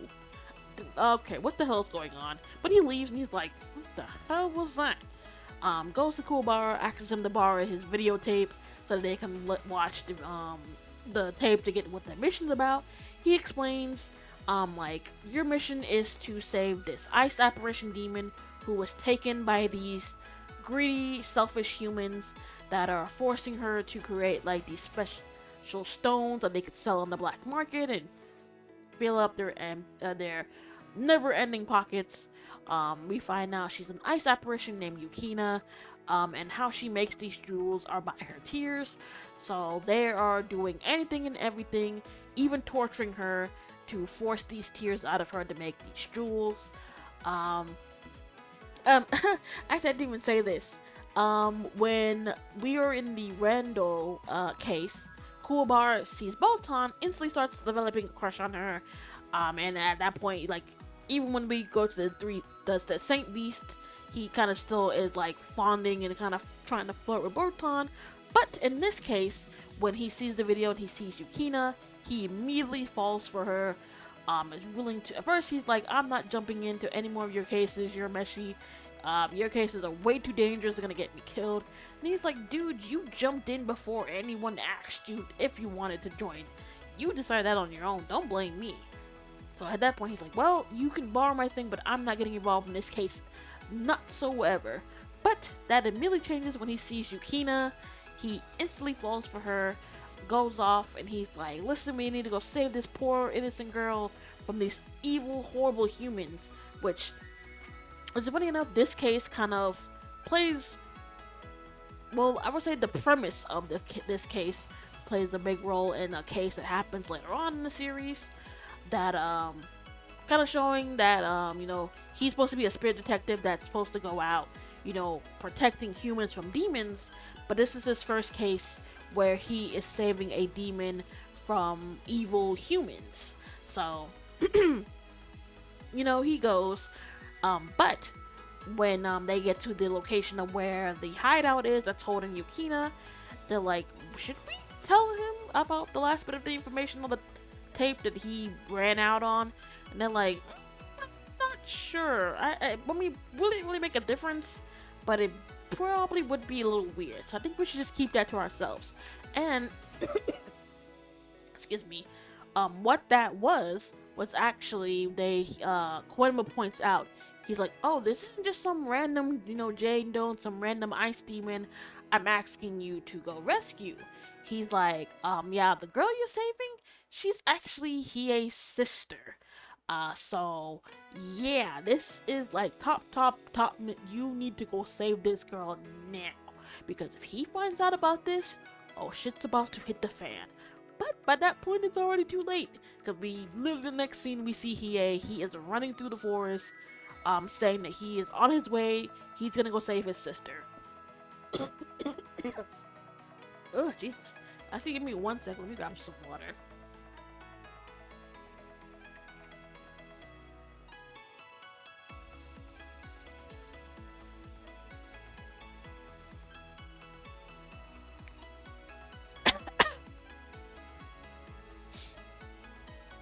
Oh, man.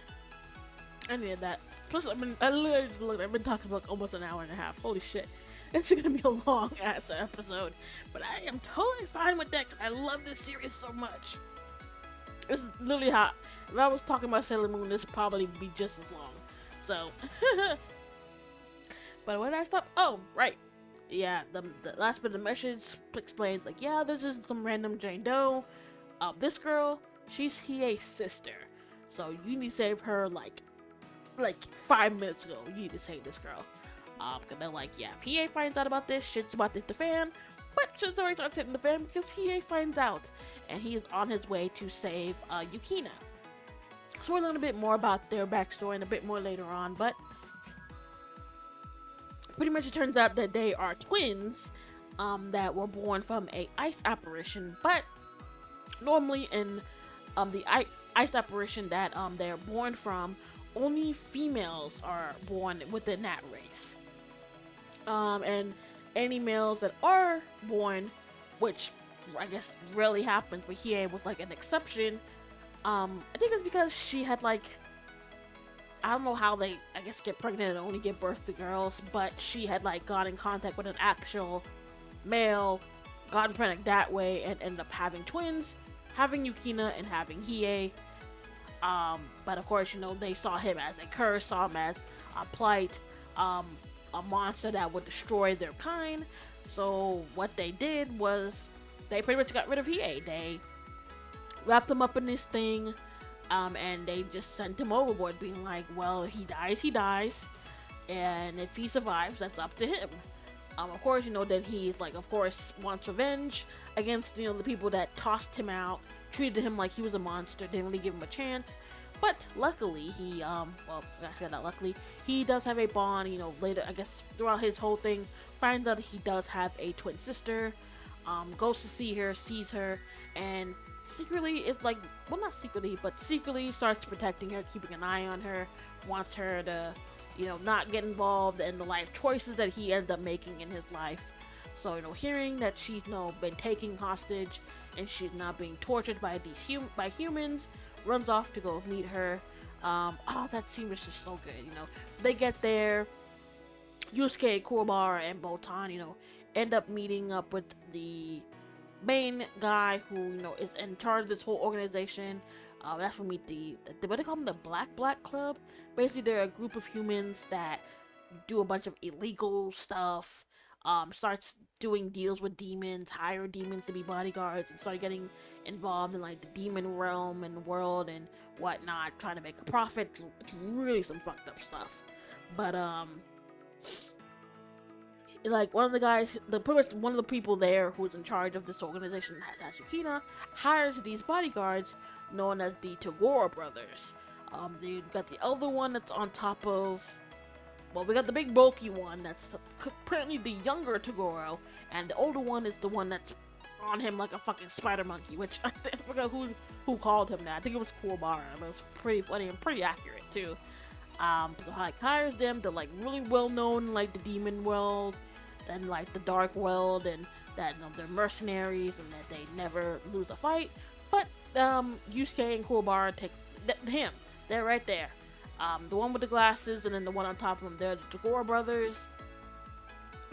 So even when like at this point Kurama's there and he hears that the Togoro brothers are involved, he's like, oh shit. But luckily they take care of him, take him out. But looked like the guy was gonna run off with Yukina. That's when Hiei jumps in, takes down the guards, rescues Yukina. But the ugly guy, pretty much the human who, I forgot what was Turukene, I think it was his name was. Ugly human guy, like holy shit. Like I think even at one point, I think in the beginning when they were doing the video and they showed him, I think it was like Kuwabara was like, ugh, he's too ugly to be a human. And then I think Yusuke was like, he's too ugly to be anything. Like, oh my god. And seriously, dude, ugliest thing I've ever seen in my life. He's about to like run off with after seeing that Hiei took out the guards, of course she doesn't know that that's her brother right in front of her. But basically it's like trying to make a deal with Hiei, being like, listen, I can hire you to be my bodyguard. Just get me out of here. You can have all the money you want. And, even points to Yukina, being like, listen, I can make you rich. That girl behind you, she can make these jewels that go for millions of thousands. I could pump millions out of her, and we could be rich. Of course, hearing this pisses Hiei off. Immediately starts beating the shit out of this guy. Of course, Botan notices this, informs Yusuke and be like, listen, we've got to stop him. Because under no circumstance can a demon take a human life. He'll be punished severely for this. So they try to tell Hiei like, listen, I get it, we understand, but you can't kill him. But he is about to ignore it. It's about to go for the killing blow when Yukina jumps in, calms Hiei down, tells her, listen, I get it, I know he did horrible things to me. I'm the one who has to live through all the torture and pain he's caused me, but taking his life isn't gonna help. That's not gonna erase all he did to me. It's not gonna erase all the bad memories, all the nightmares I'll have. It'll just add on to it. So she's like, please, let's just end this. Let's just leave and go home. Of course, Hiei, and at this point she even starts crying, but Hiei, seeing this, he's like, understood. I won't make you cry. This ugly human's not worth it. He's not worthy of your tears. Stops him. Even at this moment gets me every time whenever I see this. So they're looking down on everyone from the like secret room that they had her in before they were about to dip. I'm looking down at Kuwabara, Yusuke, Botan with the Toguro brothers. But Yukina looks and she turns to Hiei. She's like, She's like, I don't. She's like, you seem familiar for some reason. And he's shocked. So he turns around. He is like, his eyes are like kind of twitching, and he's like, wait, does she know? Does she know who I am? And of course, her next words are, but I'm not sure why. Why do you seem so familiar to me? Who are you, please? And of course, he decides not to tell her. And he's like, I'm no one. I'm just part of the team.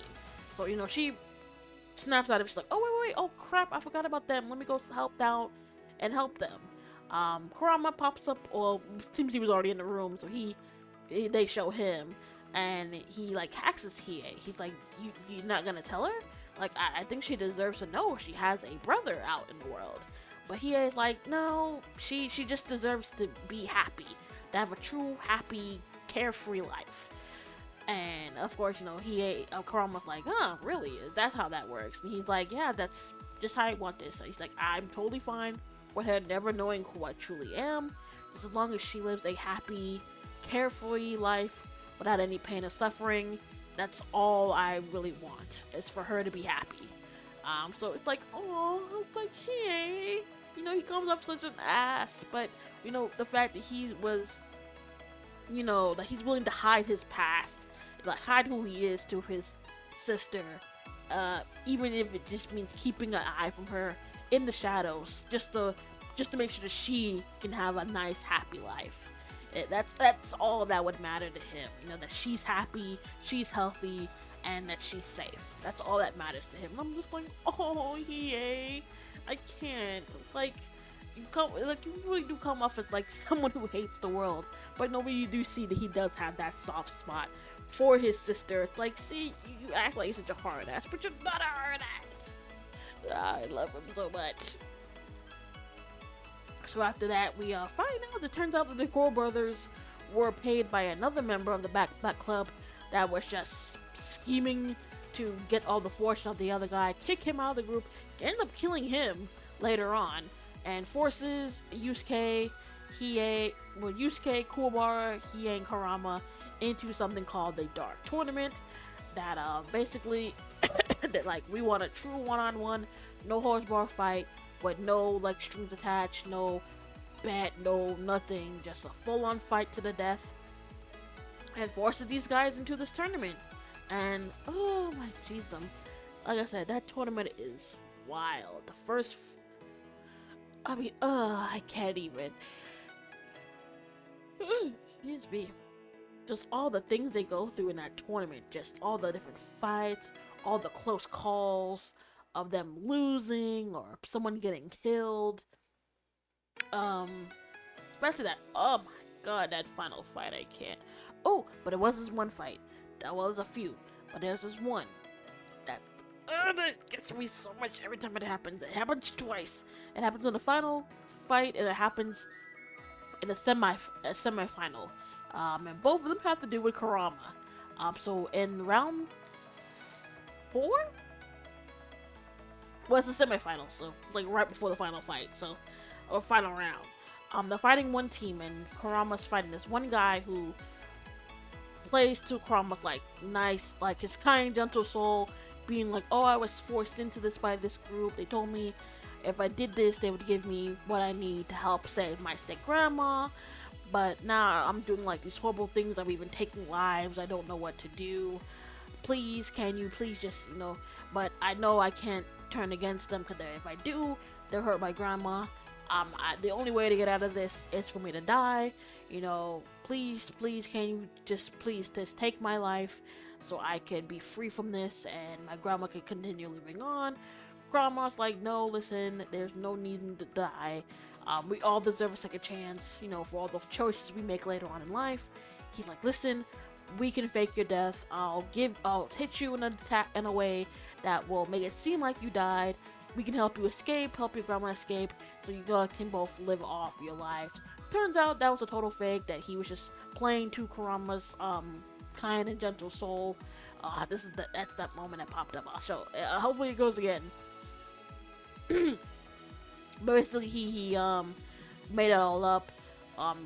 Pulls out this box that's supposed to like reduce with the smoke. It's supposed to reduce people, reduce their age. So he's hoping by doing this, it's gonna reduce Kurama to when he was an infant, make him defenseless to defend himself, and make him an easy target to just kill and win around. But of course, at this point, he doesn't know what truly happened with Kurama, because true, he does end up going back in time, like reversing back 15 years.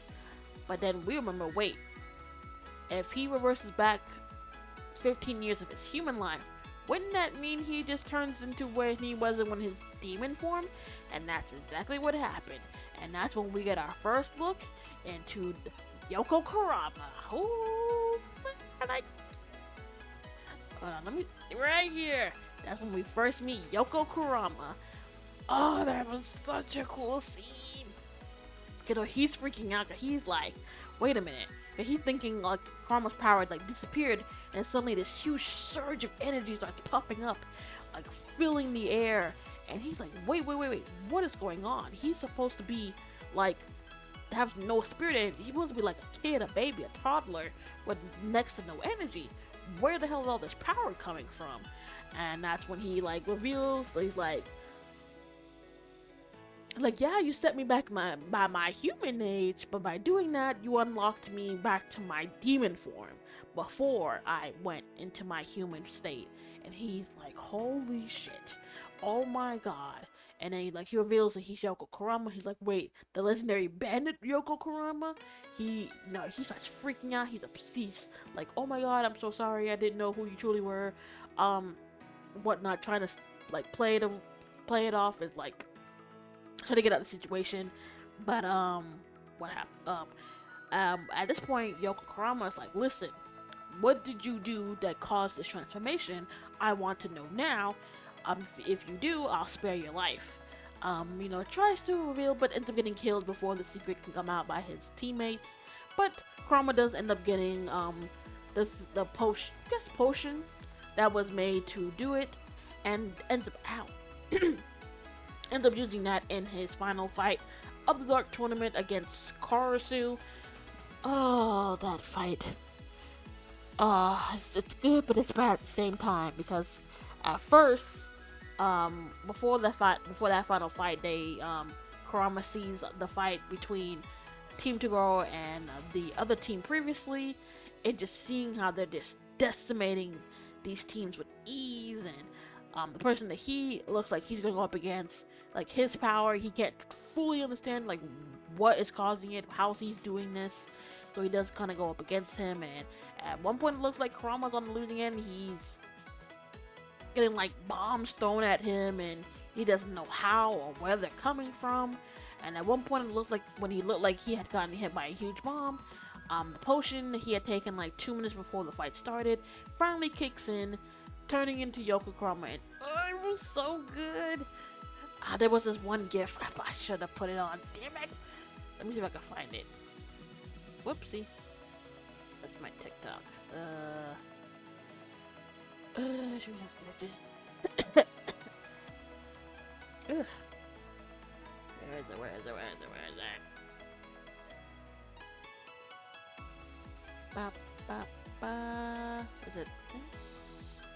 No, it was this one.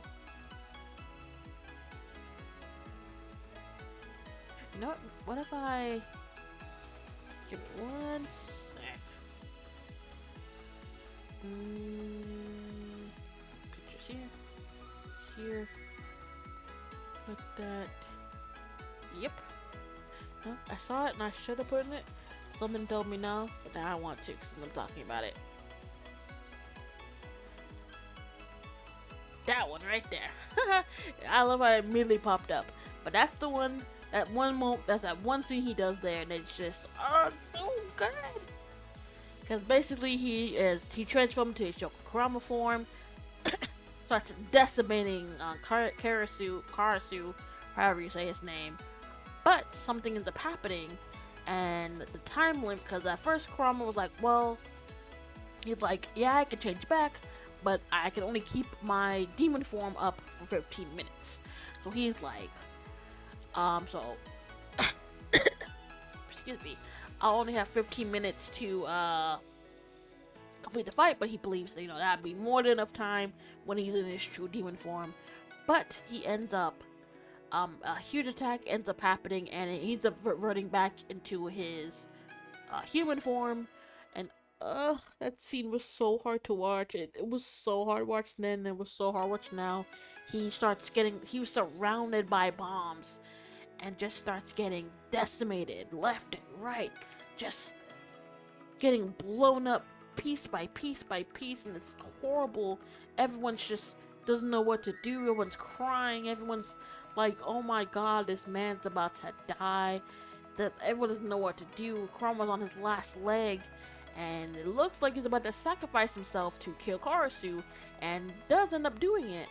But when he wakes up, he's shocked. He's like, wait, how am I still alive?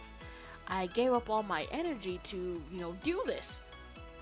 Finding out that, yes, even though, him using that potion shortens the time of when he could be Yoko Kurama, but it's also having another effect where he slowly is, like, absorbing the power of when he's in his demon form, making him stronger. So with that, he was able to withstand his final attempt and didn't end up losing his life. But I won't show you the results of that, because even though I did say kind of, there's a twist that happens at the end of that fight. But then Hiei goes against one of the other another member of Team Toguro. I forget what his name is. Boy, I think they call him. I won't say much because that fight was pretty cool. But basically, at that point, Hiei masters a really powerful technique that he has been struggling to master throughout the entirety of the tournament. Does it, and ends up doing a huge thing. But that next fight, which Kuwabara against the Elder Toguro, and there was such a bombshell that happened in that fight that shook Kuwabara to his core, to the point that even when he does when the match is over and he goes to the others, he feels kind of like betrayed, like they kept this secret from him. But the others revealed that we weren't told. We kind of just figure it out based off what we were sensing. Explaining to Yusuke like what happened, kind of getting his side of the story and what led up to it. And, he's like, I'm sorry. I felt like maybe we punked you. That wasn't the case, but I didn't know how else to deal with the situation than how I normally do. So, but I am sorry about that. And then we get that final fight, Toguro versus Yusuke. Man, that was such a good fight. Oh my god. I'm not gonna spoil. I can't. That fight's so good. You have to watch it. There's so many ups and downs in that fight. It was crazy. But we can definitely say that, they make it out to the end, but then they get into a whole nother situation where someone's digging a tunnel to the demon world to pretty much release hell on earth. And we find out it's a previous spirit detective that's pretty much gone off the deep end and is hunting. So they do this. And, I'm trying, I can't spoil it because there's so much that happens, but something huge ends up happening that changes the entire dynamic of the story, for not just Yusuke, but for everyone in the group. And that also plays into what happens in this final arc, the Three Kings arc, and what happens there. But I guess I can talk about what happens in the last episode. Basically, it's been like a year and a half. Yusuke's off doing this thing. Kurama, comes back every now and then to give updates to Kuwabara on what's going on. Kind of reveals that, a lot of huge changes has happened in the demon world. At one point, pretty much there was like a barrier that was blocking both worlds, but now that has come down. They all go to Genkai to get like some information that she has for them or something. They all go to the beach, you know, at this point, and then like I said, at this point, no one sees Yusuke, but he does end up showing up, and we get that that really cute scene that I think I have up here, a gift from, oh excuse me. If it'll pop up, hold on, where is it? Come on. Where is it? Come on. I have put too many pictures, too many gifts, not that one. That's from one of the openings. Oh, the opening. I didn't even talk about the freaking opening. Holy shit. Small Bomb is such... Oh, I wish I could play it. But I know I get copyright strike like a motherfucker. But the opening is so good. Oh my god.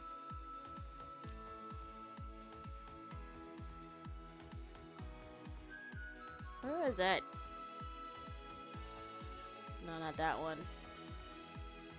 Come on, where is it?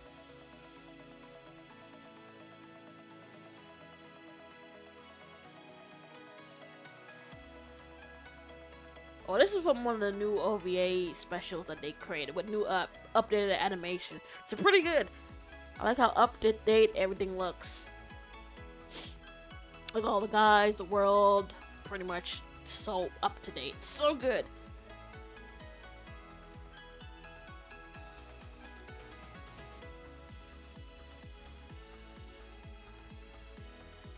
Where in the hell? Where is it? No. No. No. No. No.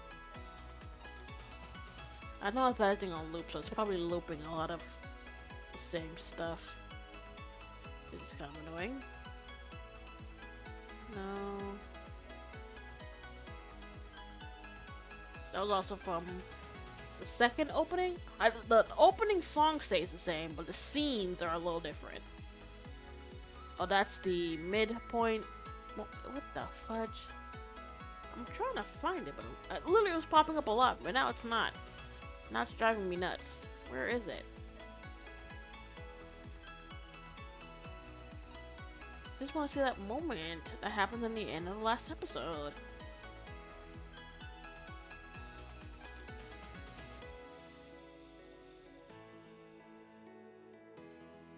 There we go, that one.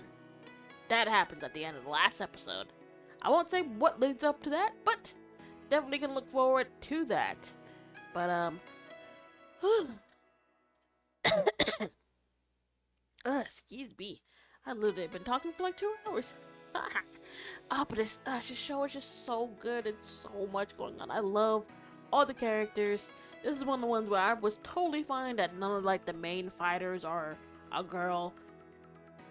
Because I love everyone. I wouldn't change any of them for anything. I love Yusuke. Yusuke is like a relatable character. Just how he keeps it real, how he doesn't filter himself, how he'll say what he wants, how he feels. And I've said this before. That one moment where he was like, I don't care if she's somebody's baby, grandma, or whatever. I'll still knock her out. Was fucking hilarious to me. Let me see. Maybe I can find some funny moments. Okay, I found this one. Yusuke Urameshi being my favorite protagonist for 4 minutes.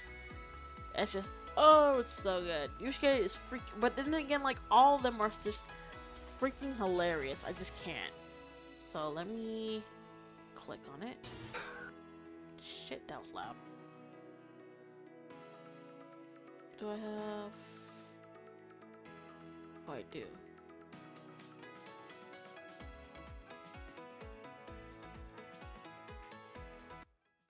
I'll turn that down. Pull that up. Alright, so this I'm sure this is just some. It's not all of Yusuke's moments, but this is just gives you a snip of just how crazy of a character Yusuke is. It's just, I love it so much, and I love him so much.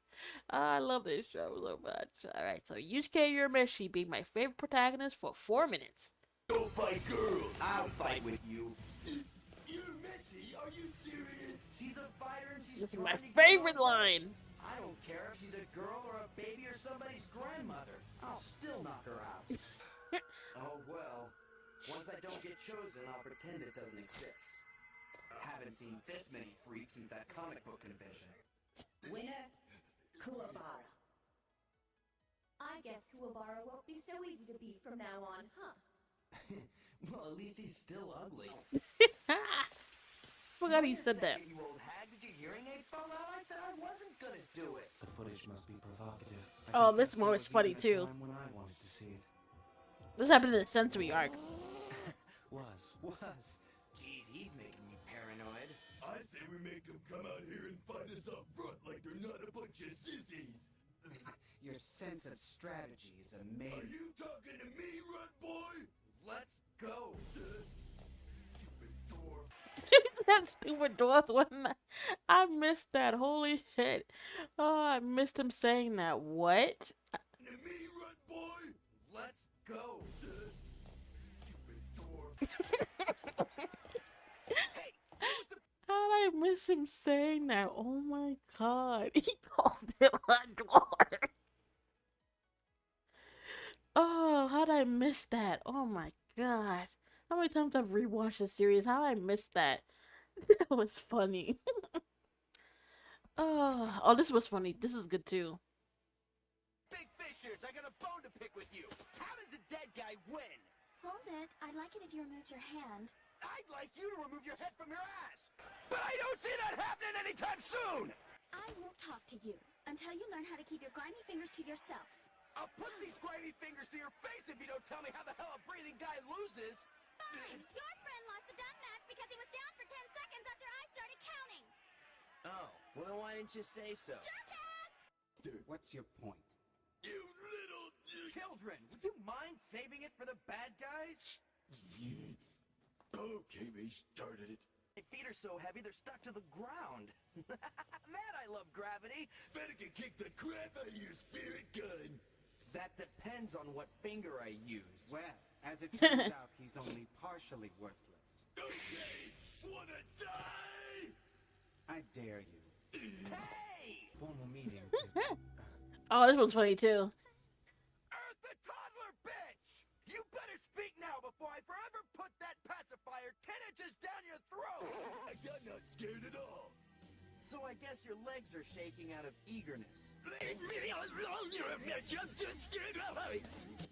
This isn't the time to pretend you're tough. I said leave me alone. Just give us all the money you got on, okay? Are you guys talking to me? Huh? I mean, you see me? Who else would we be threatening, buddy? Huh? I can talk trash to people and even touch them. To be alive is a wonderful thing. How dare you? You can't touch me!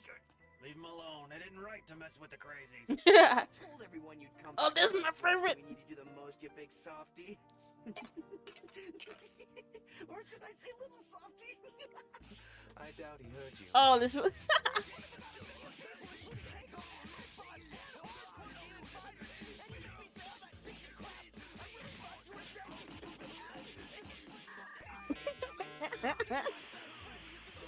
Oh, that moment gets me every time. I literally will watch that like 5 times. That whole sequence of just beating the shit out of Kuwabara. Oh, it's just so funny. Because he was like, he was talking to him because he looked up and he was gone. He was like, wait a minute, what the fuck? And Kuwabara was like, yeah, he was not listening to you. He just started just beating the shit out of Kuwabara. Oh, that was funny. Oh, and I forgot he did this too. Oh man, after watching so many episodes, this, like the first beginning few episodes are kind of like I forget this part, but To the ground. Man, I love gravity. Better can kick the crap out of your spirit gun.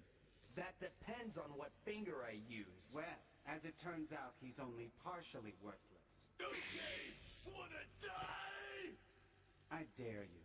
Hey! Formal meeting to... just seeing them do that. Just the Malone, hate. I didn't write to mess with the crazies. I told everyone you'd come back to rescue us when we need to do the most, you big softy. Or should I say little softy? I doubt he heard you. Nope.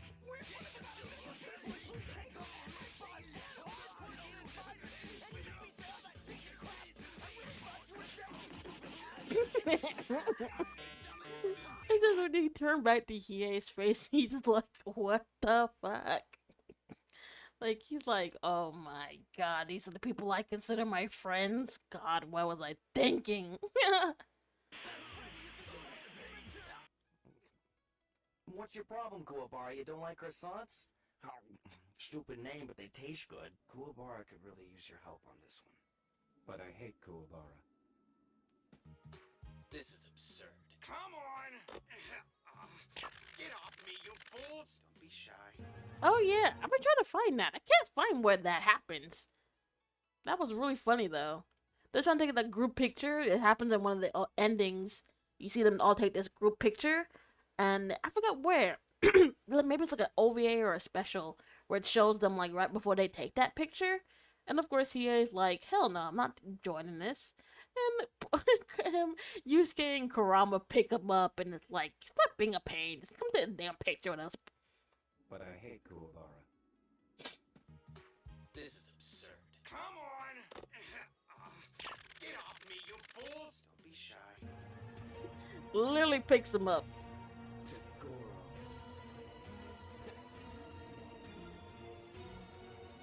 I had a dream last night, Urameshi. Was she hot? It was about our next fight, okay? Ah, nightmare. Must suck to get beat up in your dreams as well. Hey, shut up! That's not what it was about! Honestly, just rewatching these are just freaking hilarious. I can't. The show is so good, so funny. Let me put my music back on. Where is it? Oh, here it is. But yeah, just one of the things about Yusuke is just he's your typical, like, you're not your typical, but your most typical main character. He says what's on his mind, does what he says, and just is unafraid. And the way how they all work together is just so good. It's so good. Literally, I've ever since I've started rewatching it, I've been just rewatching. I'll literally start from like an arc and just like do the arc, and then maybe continue on or jump to another arc and just it's. But it's so much. It's movies, there's specials. There's even like things that like there's even some things I remember hearing like years later that one of the things was like Kurama's hair apparently wasn't supposed to be red.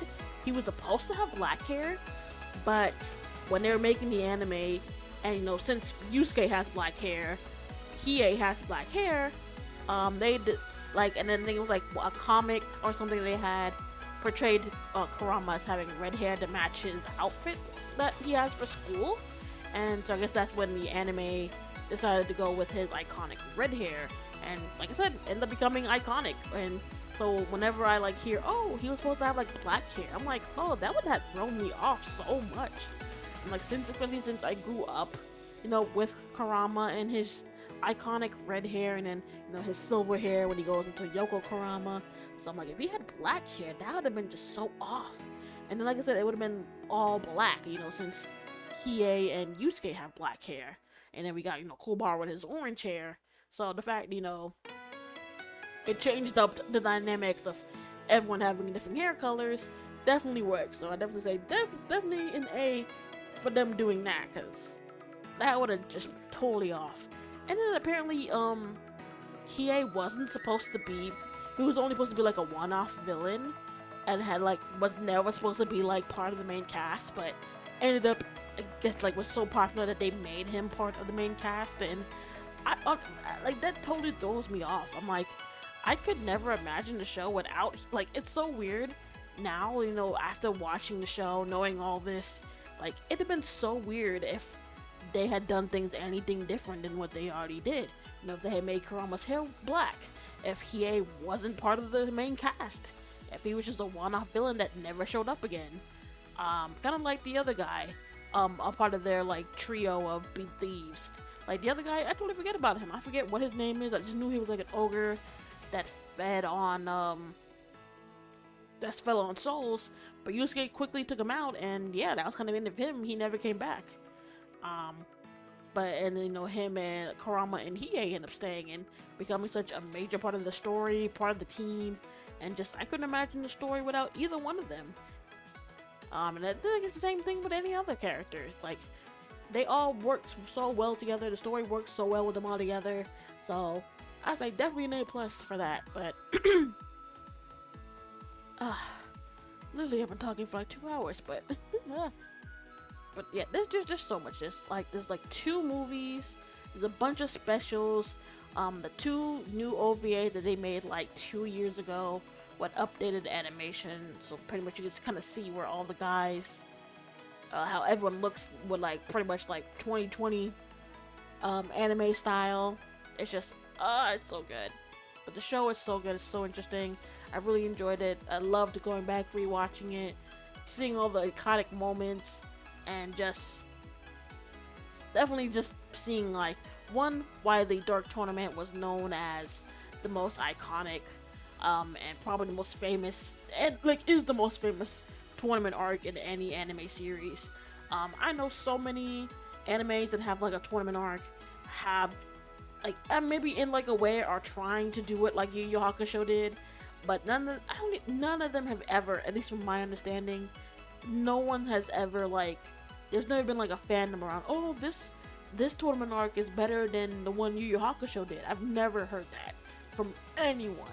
Anyone who ever says it's like, oh, it's good, but it's not like Yu Yu Hakusho Dark Tournament arc good. So, I mean, who knows, maybe down the line, but it's still such an iconic tournament arc. So much happens in it, so many ups, downs, so many sad, so many cheers, and just, so good. But yeah, that's kind of it for me tonight, you guys. So, let's go here. Oh shit, forgot I still had that up. Get rid of that.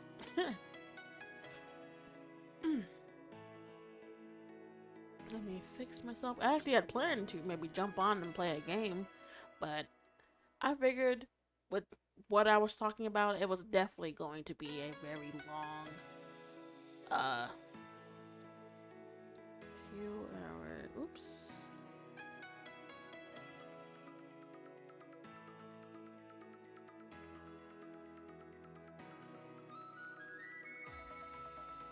Hold on.